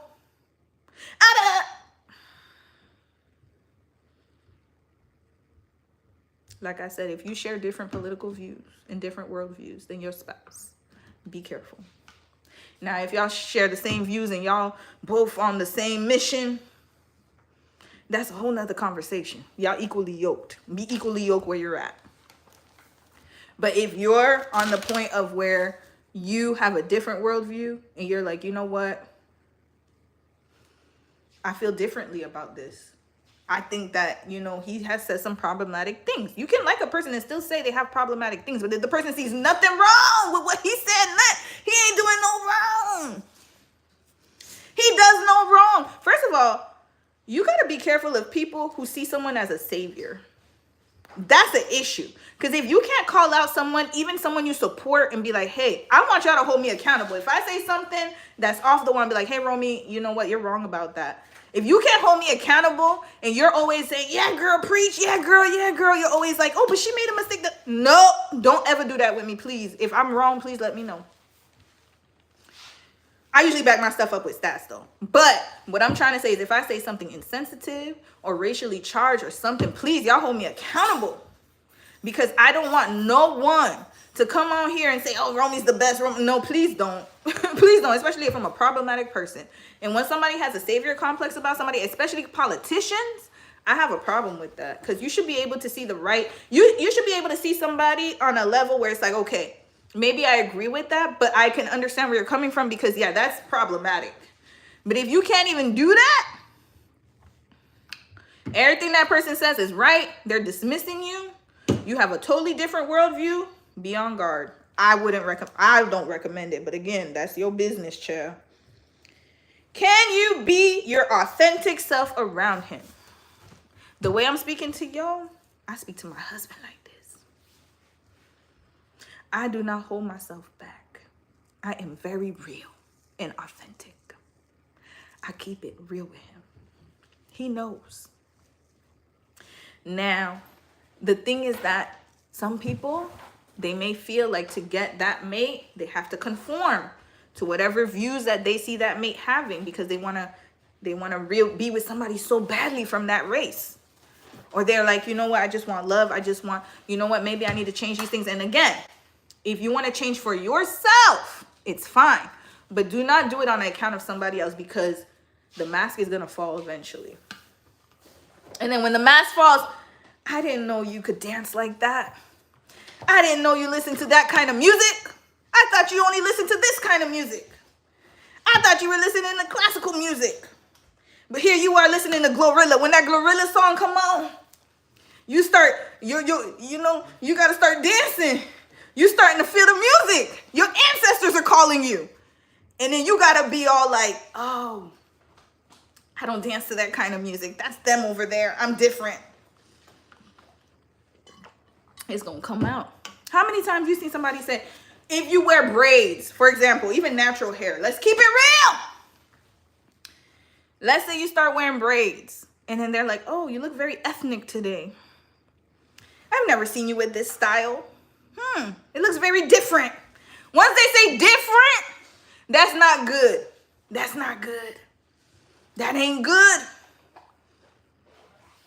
That ain't good. That's what I'm saying. You got to be authentic. I could wear braids, knotless braids. I could have dreads in my hair. I could have whatever style I want. And my husband's going to be like, oh, that's beautiful. Matter of fact, he want me to get that. He's like, oh, I love your natural hair so much. If they're used to seeing you in straight wigs, my sisters, and then you have your natural hair out and they starting to make jokes, that's a problem. That's a problem. Okay, next. Political views. What are his political views? I touched up on that. Does he take your worldview into consideration? We already touched up on that. Now let's get to children. This is the most important part. I got to hurry up because I got to go somewhere. Where will you raise your children? Like I said. Are you going to raise your children in that small town? And thank you, whoever sent that chat, boss wife. Thank you so much for the super chat or the $6.99. Thank you so much, sis. I appreciate it. Where will you raise your kids? This is very important, y'all. You should be raising your kids in a town where they have exposure to people who look like them. Kids love to see themselves and other people because they're very, kids don't have as much communication skills as we do, but they just are products of their environment. And they copy what their parents do. They emulate it. They need to have representation of themselves to feel good about themselves, to feel confident. For my folks who are raising kids in homogenous countries, you need to start working on that if you haven't already. How do I, for example, if I have a biracial daughter, which I will have, if I have a daughter with Dom, let's say we were raising the kids in Korea, which we won't. We're going to raise our kids in Canada for this reason alone. How will the kids treat my child? Because adults, they know how to turn it on and turn it off. They've been taught to be very PC and to be like, you know what, we're going to be respectful. But the kids do not have a filter. Whatever goes on at home, they don't know how to separate home conversations and outdoor conversations. Keep that in mind. And I'm not saying Western countries are any better, but I'm saying they have more representation. Okay? So if you're raising your kid in a foreign country, you are a foreigner in that person's country. Or if let's say you guys get together and then you guys decide, hey, we're going to raise our kids in whatever country we're going to, back in that person's native country. How will your kids be treated, and do they have representation? That matters. When they see little kids around and they don't look like them, that's a problem. If you're living in America, you have your kids in a town where there are not many kids that look like them. or they don't have exposure to go to a bigger city right down the corner to see kids that look like them. You're not teaching them. That's a problem. This is where the identity issues come up. And I'm telling y'all this because I'm telling you the truth. You got to be careful with that. Does he want your child to grow up in a town without representation? If he's pushing you to live in a town because he thinks it's better, he don't want your kids to be around those kids. Find out. Ooh, I almost dropped my coffee. Who are those kids he's talking about? The hooligans. Now, we do have some hooligans. I ain't gonna lie. There's some community, there's some places you might not want to raise your kids. But what I'm talking about is that if it's a safe area and it's just very diverse, but it's safe. And they're still saying, oh, it's too ethnic. Too many immigrants live there. Or if they start saying, oh, I want my kid to go to this school, and they ain't got nobody that look like them. And black people are guilty of this too, quiet as it's kept. They want to come to America and assimilate to a certain culture and a certain ideal. And then they get shocked when their kid experiences the N-word at that school. How you shocked? Ain't nobody looking like that kid. Of course they're going to be called the N-word. That's what goes on at home, but kids don't know how to separate. They don't know how to keep it cute and on mute in public. They just say anything. No filter. Because that's the conversations people are having at home. But then they get in your face. Hi. Hi. Colorblind folks. I'm telling you. Next. How does his town treat minorities? I said that already. Does he focus on skin color? If he's like, if you were too dark, I wouldn't date you. Problem. If he says, oh, our kids are going to come out looking like me, and he doesn't consider that the kids might come out looking like you, because everybody knows genetics, it's a funny thing. Sometimes the kid could come out looking like one parent, sometimes it could come out looking like the other parent, or sometimes you could have two kids. One looks like you, one looks like him. What y'all gonna do? What if one kid is lighter skinned? And then obviously adults are naturally, if he comes from a country that has colorism, that has colorists, this is what they're gonna do. They're gonna be like, that light-skinned kid, oh my God, he's so cute. They're gonna fawn over the light-skinned kid, and then the darker-skinned kid not gonna get that many compliments. How you gonna deal with that? How are you gonna mitigate that? And you don't have representation. Good luck. Now, we're gonna talk about parental kidnapping. This is a serious thing. I only got like 15 minutes, y'all. I gotta hurry up. Sometimes men, especially men and women from foreign countries, if you marry them in America, North America, UK, wherever, and they don't assimilate well to the culture, they keep their cultural values. They don't want to learn about your culture. They don't want to learn about Canadian culture. They don't care. They still stay within their circles when they come here. They don't like to expose themselves, and they try not to assimilate. Chances are that if you have a kid, usually when they're with you, they're fine. But notice, people be like, he just switched up. I didn't know he was like that. As soon as you have a kid, something changes in a man. I don't know what it is. They start to get real traditional when the kids come out. I don't know why. I don't get it. But it happens a lot, and it's happened so many times. And the wives too, but I'm sticking on men because most of the people on my channel are women. They get traditional real quick. And they say, oh, I don't want my kid to have these values. I want them to follow my religion. I want them, because when you're dating, again, it's a representative because they're doing what they do in interviews. Yeah, we can raise our kids in a diverse environment. I want to just stay in America or Canada or wherever. You feeling comfortable because you're like, hey, you know what? My kids are going to be raised around my family, and then they're going to have representation, because chances are that, for example, in Canada, we have a lot of Korean communities where we live. Obviously, I would not bring Don to a place where he doesn't have Korean representation either. So there are Koreans here. There are black people here. You know, we can go to Vancouver if we want to have more Korean people. If he wants to expose himself to more Korean people, we good. Because I would never move him to a city where he doesn't have representation. This just don't work. So now, imagine you have a baby, and then your spouse says, I don't like America. I don't like American values. It's too free. It's too whatever. That's why I say you got to know what traditional values he's come from, where he comes from. People in his ear, come back home. We're going to help you take care of your kids. Not Without My Daughter. Y'all remember that movie? I'm going to quickly go over it. Not Without My Daughter. Y'all need to watch it. It's based on a true story. It's about a woman, Belly Mahmoudi. She was played by Sally Fields. This was a movie by Sally Fields and Alfred Molina, I think that's his name. He was a doctor in America. He met her. She was a Caucasian white woman. They met in Michigan, fell in love. As soon as he had a kid, boom, mindset change. We can't raise our kid in America. He was from Iran. He said, let's just take our kid to Iran for a trip. She was against it, but then she was like, you know what? He got to be with his culture, stuff like that. She thinking they just going for a trip. That man went and took her passports and her baby's passport and said, you in my country now, you going to follow my rules. That's why I said it's important to know the legal rules in that country and how they treat women. Because he knew that once he got her on that plane, he got her on that airplane, it's her consent to be in that country, he could do whatever he wants. And that's what he did. Family all up in the business, talking about she got to pray every morning. He's Muslim. Pray every single morning. Hope said it took her years. Yep, she was stuck.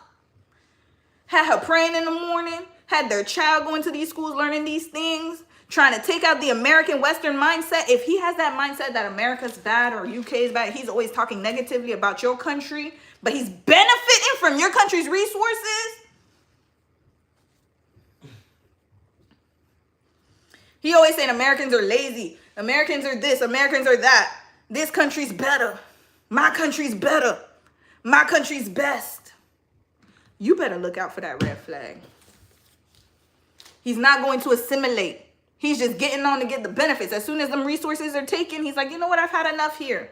I got my wife. Now I got my kid, my bloodline. Because people take bloodline seriously. We may not take it seriously in our communities, but other folks, they take it seriously. Especially, let that be a son. Not my son. My son's not going to grow up like that. He's going to be a king. Going to take that kid. And with your permission or not, if you don't want to go, the kid's going. We're going to talk about that. Yeah, it took her years to get her and her kid out. She had to smuggle herself through stuff, through tunnels. She finally found somebody who could bring her to America. Now, second story, Tiffany Rubin, black woman with a Korean man. Let's talk about it. Korean boyfriend at that. Not even her husband. Remember, I told y'all don't shack up and have kids with people who are not your husband, but that's besides the point because it can happen with husbands too. Tiffany Rubin, there was a story, a movie with Taraji P. Henson. I forgot the name of the movie, but y'all should watch it. I'm actually going to watch it too. And she was with a Korean man. They was good. They had a kid. Everything changed after they had the kid. They broke up. That man, they were supposed to have a co-parenting, co-custody arrangement because in America, they want you to have co-parenting, co-custody. As in other countries, but we're going to learn what's the difference between other countries in North America and the UK and Western countries. So, that man took that baby back to Korea. And the American embassy couldn't do anything about it. Because once they get to that country, it's the country's loss. Remember, state sovereignty. Sovereignty is a big thing. You cannot interfere with how another state runs its politics, its legal systems, judicial system, none of that. Once that baby crosses over, it's over for you. You're going to have to lawyer up and find a private investigator. And good luck trying to get that baby out of the country. This woman had to go and find a private investigator and get help from somebody and had to smuggle her kid out of school. She went to the school and signed her kid out. She had to smuggle and run. Get to the U.S. Embassy in time before the father was contacted because she knew once she took that kid, that dad would have been contacted and then he would have been on her tail. And if he caught her before she got to the American embassy, that's Korean law. American embassy, American laws. Outside of that, Korean laws. Canadian embassy, Canadian laws. Outside of that, Korean laws. She had to run to the embassy because she knew if he caught her before she got to the embassy, that Korean police would have been like, no, the baby can't go. You got to go to court. And guess what? The court's going to be in the favor of that Korean man. Y'all want to talk about it? Courtney the Enthusiast. Recently, she's literally on YouTube right now crying because her son got taken away from her. She was in a DV relationship with a Korean man. She's in Korea. She was an American English teacher, I believe. She had 2 kids. Married a Korean man.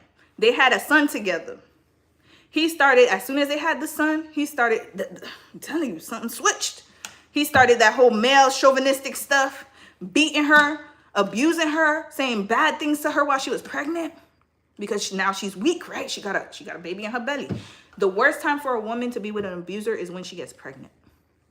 We're going to talk about that next chat. Then her name is Courtney the Enthusiast. Look up her story on YouTube. Courtney, Courtney, the Enthusiast. Or you can even put Courtney, South Korea in Google, and then her YouTube channel will come up. This woman went to report her husband at the police station in Korea. She went to report him for domestic violence.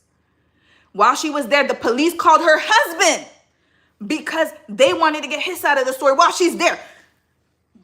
Listen, this is what happens in Korea. They don't believe the foreigner. We got to get the Korean here to spit the facts. He came with his mama. The social worker gave the baby to him and his mama. They ran off on the plug twice and they got that baby. Till now, she's fighting for custody of that baby. And the judge granted his family temporary custody. Why? Because he's in a more stable situation than her. He's living with his mama. His mama got money. Whatever they doing, his mama supporting him while she has nothing. Nothing. She can't work. She got kids.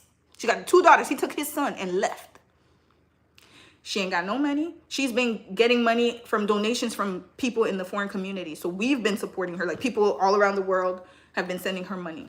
Her family had to go create a GoFundMe in America for her. And she can't leave Korea. If she leaves Korea, she's going to be without her son. So she's trying to fight to get her son back. Y'all need to look at her story. It's still ongoing. It's very sad, actually. So now she's legally trying to get her son back. But the laws in Korea are there to protect her husband. Sad, right? But that's the reality that I'm talking about. Now, there was a U.S. Department of State 2024 report on international parental child abduction. Does his country have extradition laws with your country? And do they comply with those extradition laws? You need to look that up if you're going to marry somebody from another country. And the international law for parental abduction is under the Hague Convention of 25th of October 1980 on the civil aspects of international child abduction. Okay, I'm going to go through these countries really quickly. Dang, I ain't got too much time. Okay. Non-compliant countries. Y'all need to listen up. Countries that do not comply with the Hague. So if somebody takes your child, if you're dating somebody from these countries, you need to be careful and make sure that person has the mindset to stay where, like, you guys have agreed and you trust that person to keep their word. Because if you do not trust that person to keep their word, you have a problem.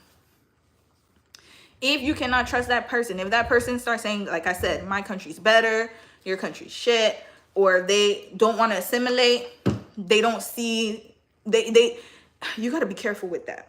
Because chances are they have plans. And not saying that it all goes through this way, but enough times for me to tell y'all and give y'all a warning. Non-compliant countries. I'm going to quickly go through this. I have 5 minutes left. And then after that, we're going to continue this chat to whatever I didn't get to finish. Non-compliant countries who do not follow this. And when kids are parentally kidnapped and go to that country, you say bye-bye to your kid and you're going to have a hell of a time getting them back over to America or wherever you are. Especially if you get a divorce. Because once you get a divorce, they're like, I ain't got no ties here. I'm gone. I'm going to take my kid and go. Even if we got co-parenting, I could just hop on a plane and go. And I know some people are like, well, they don't have the other parent's signature. You'd be surprised how many people go through or get through. Or sometimes they'll be like, oh, I'm just going to go for a quick trip with them. And you thinking, oh, okay, it's cool. All right. Yeah, go ahead. You know, learn about the culture, whatever. And then they end up staying there and then it's over for you. You can't find them. Argentina, Belize, Brazil, Bulgaria, Ecuador, Egypt, Honduras, India, Jordan, Korea, Montenegro, Peru, Poland, Romania, Russia, UAE, United Arab Emirates, Bangladesh, the Bahamas, Austria, China, Colombia, the Gambia, Georgia, Ghana, Greece, Guatemala, Guinea, Iran, Iraq, Jamaica, Japan, Kenya, Kuwait, Kurds Republic, Lebanon, Liberia, Libya, Malaysia. Ooh, I'm keep going. Mali, Mexico, Morocco, Nepal, Nicaragua, Nigeria, Philippines, Qatar, Saudi Arabia, Senegal, Sierra Leone, Somalia, Syria, Tanzania, Togo, Uganda, Venezuela, Vietnam, Yemen, Zambia. All these countries, some of them have the convention and don't comply. Some of them do not have the convention at all. You've been warned. And I added Korea on the list. And this is very important. I was talking to Dom about this because I was like, okay, what makes you different from other people? Because I ain't know all this. Well, I knew a little bit, but I didn't know it was this deep. But he said, he's the one who told me about the benefits. He was like, some people just want the benefits, and then when they run out, they're gone. And he said the way you could look for that is if the person does not fully assimilate to Canadian culture or wherever culture they are. He said that people have a face. So sometimes they're going to act like they want to assimilate, but if you notice, you can notice they don't assimilate fully. They don't want to get a higher education. They don't want to do nothing. They want to stay within their communities. They just want to coast by. Those are the men you need to be afraid of and you need to be worried of. Because if they don't have plans to make it and to take care of you, and they don't have goals and dreams for a future, and they don't want their kids raised in your environment, they think that your environment is too loose, oh, too much freedom, too much this. When you hear those little code words, you got to be careful. All right, now, I said those countries. And yeah, ways to look out for it. Canada had a study, and they also do international parental kidnapping reports.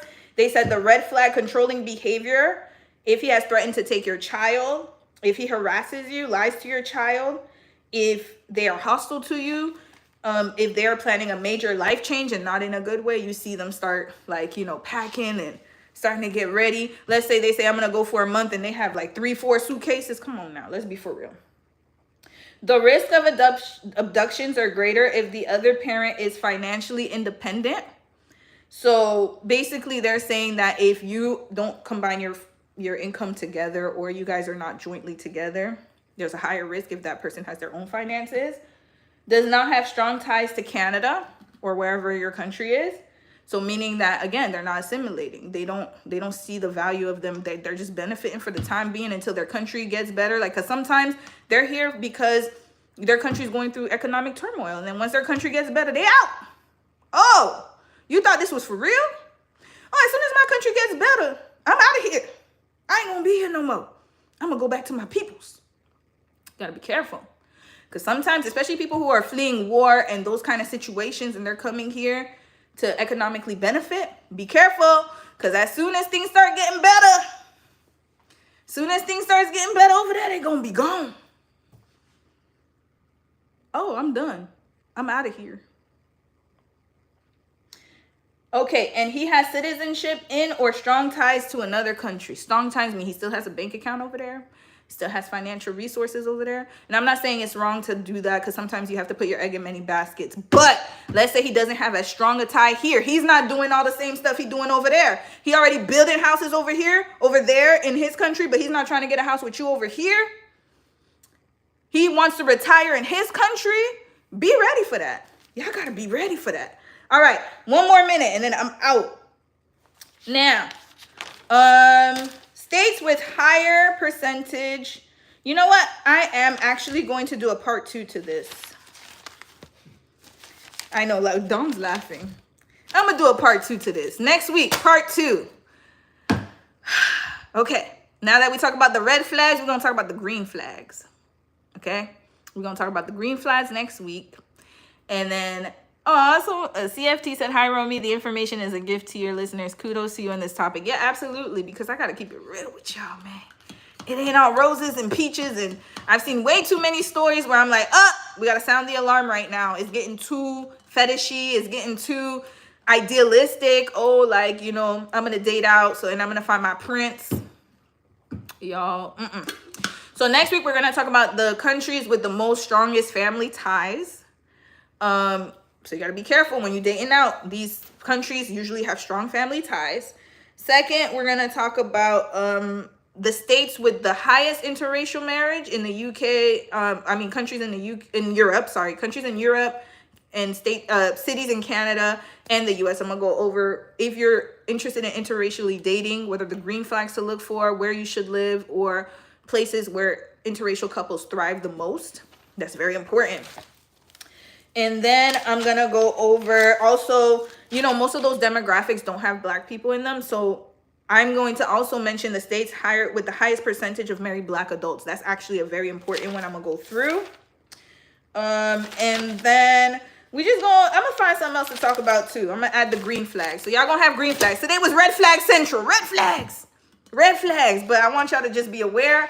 Next week will be the green flags. And let's say you found your prince, you found your king. Let's say you found your interracial, you got your pasta and lobster situation sorted out and you found a real one.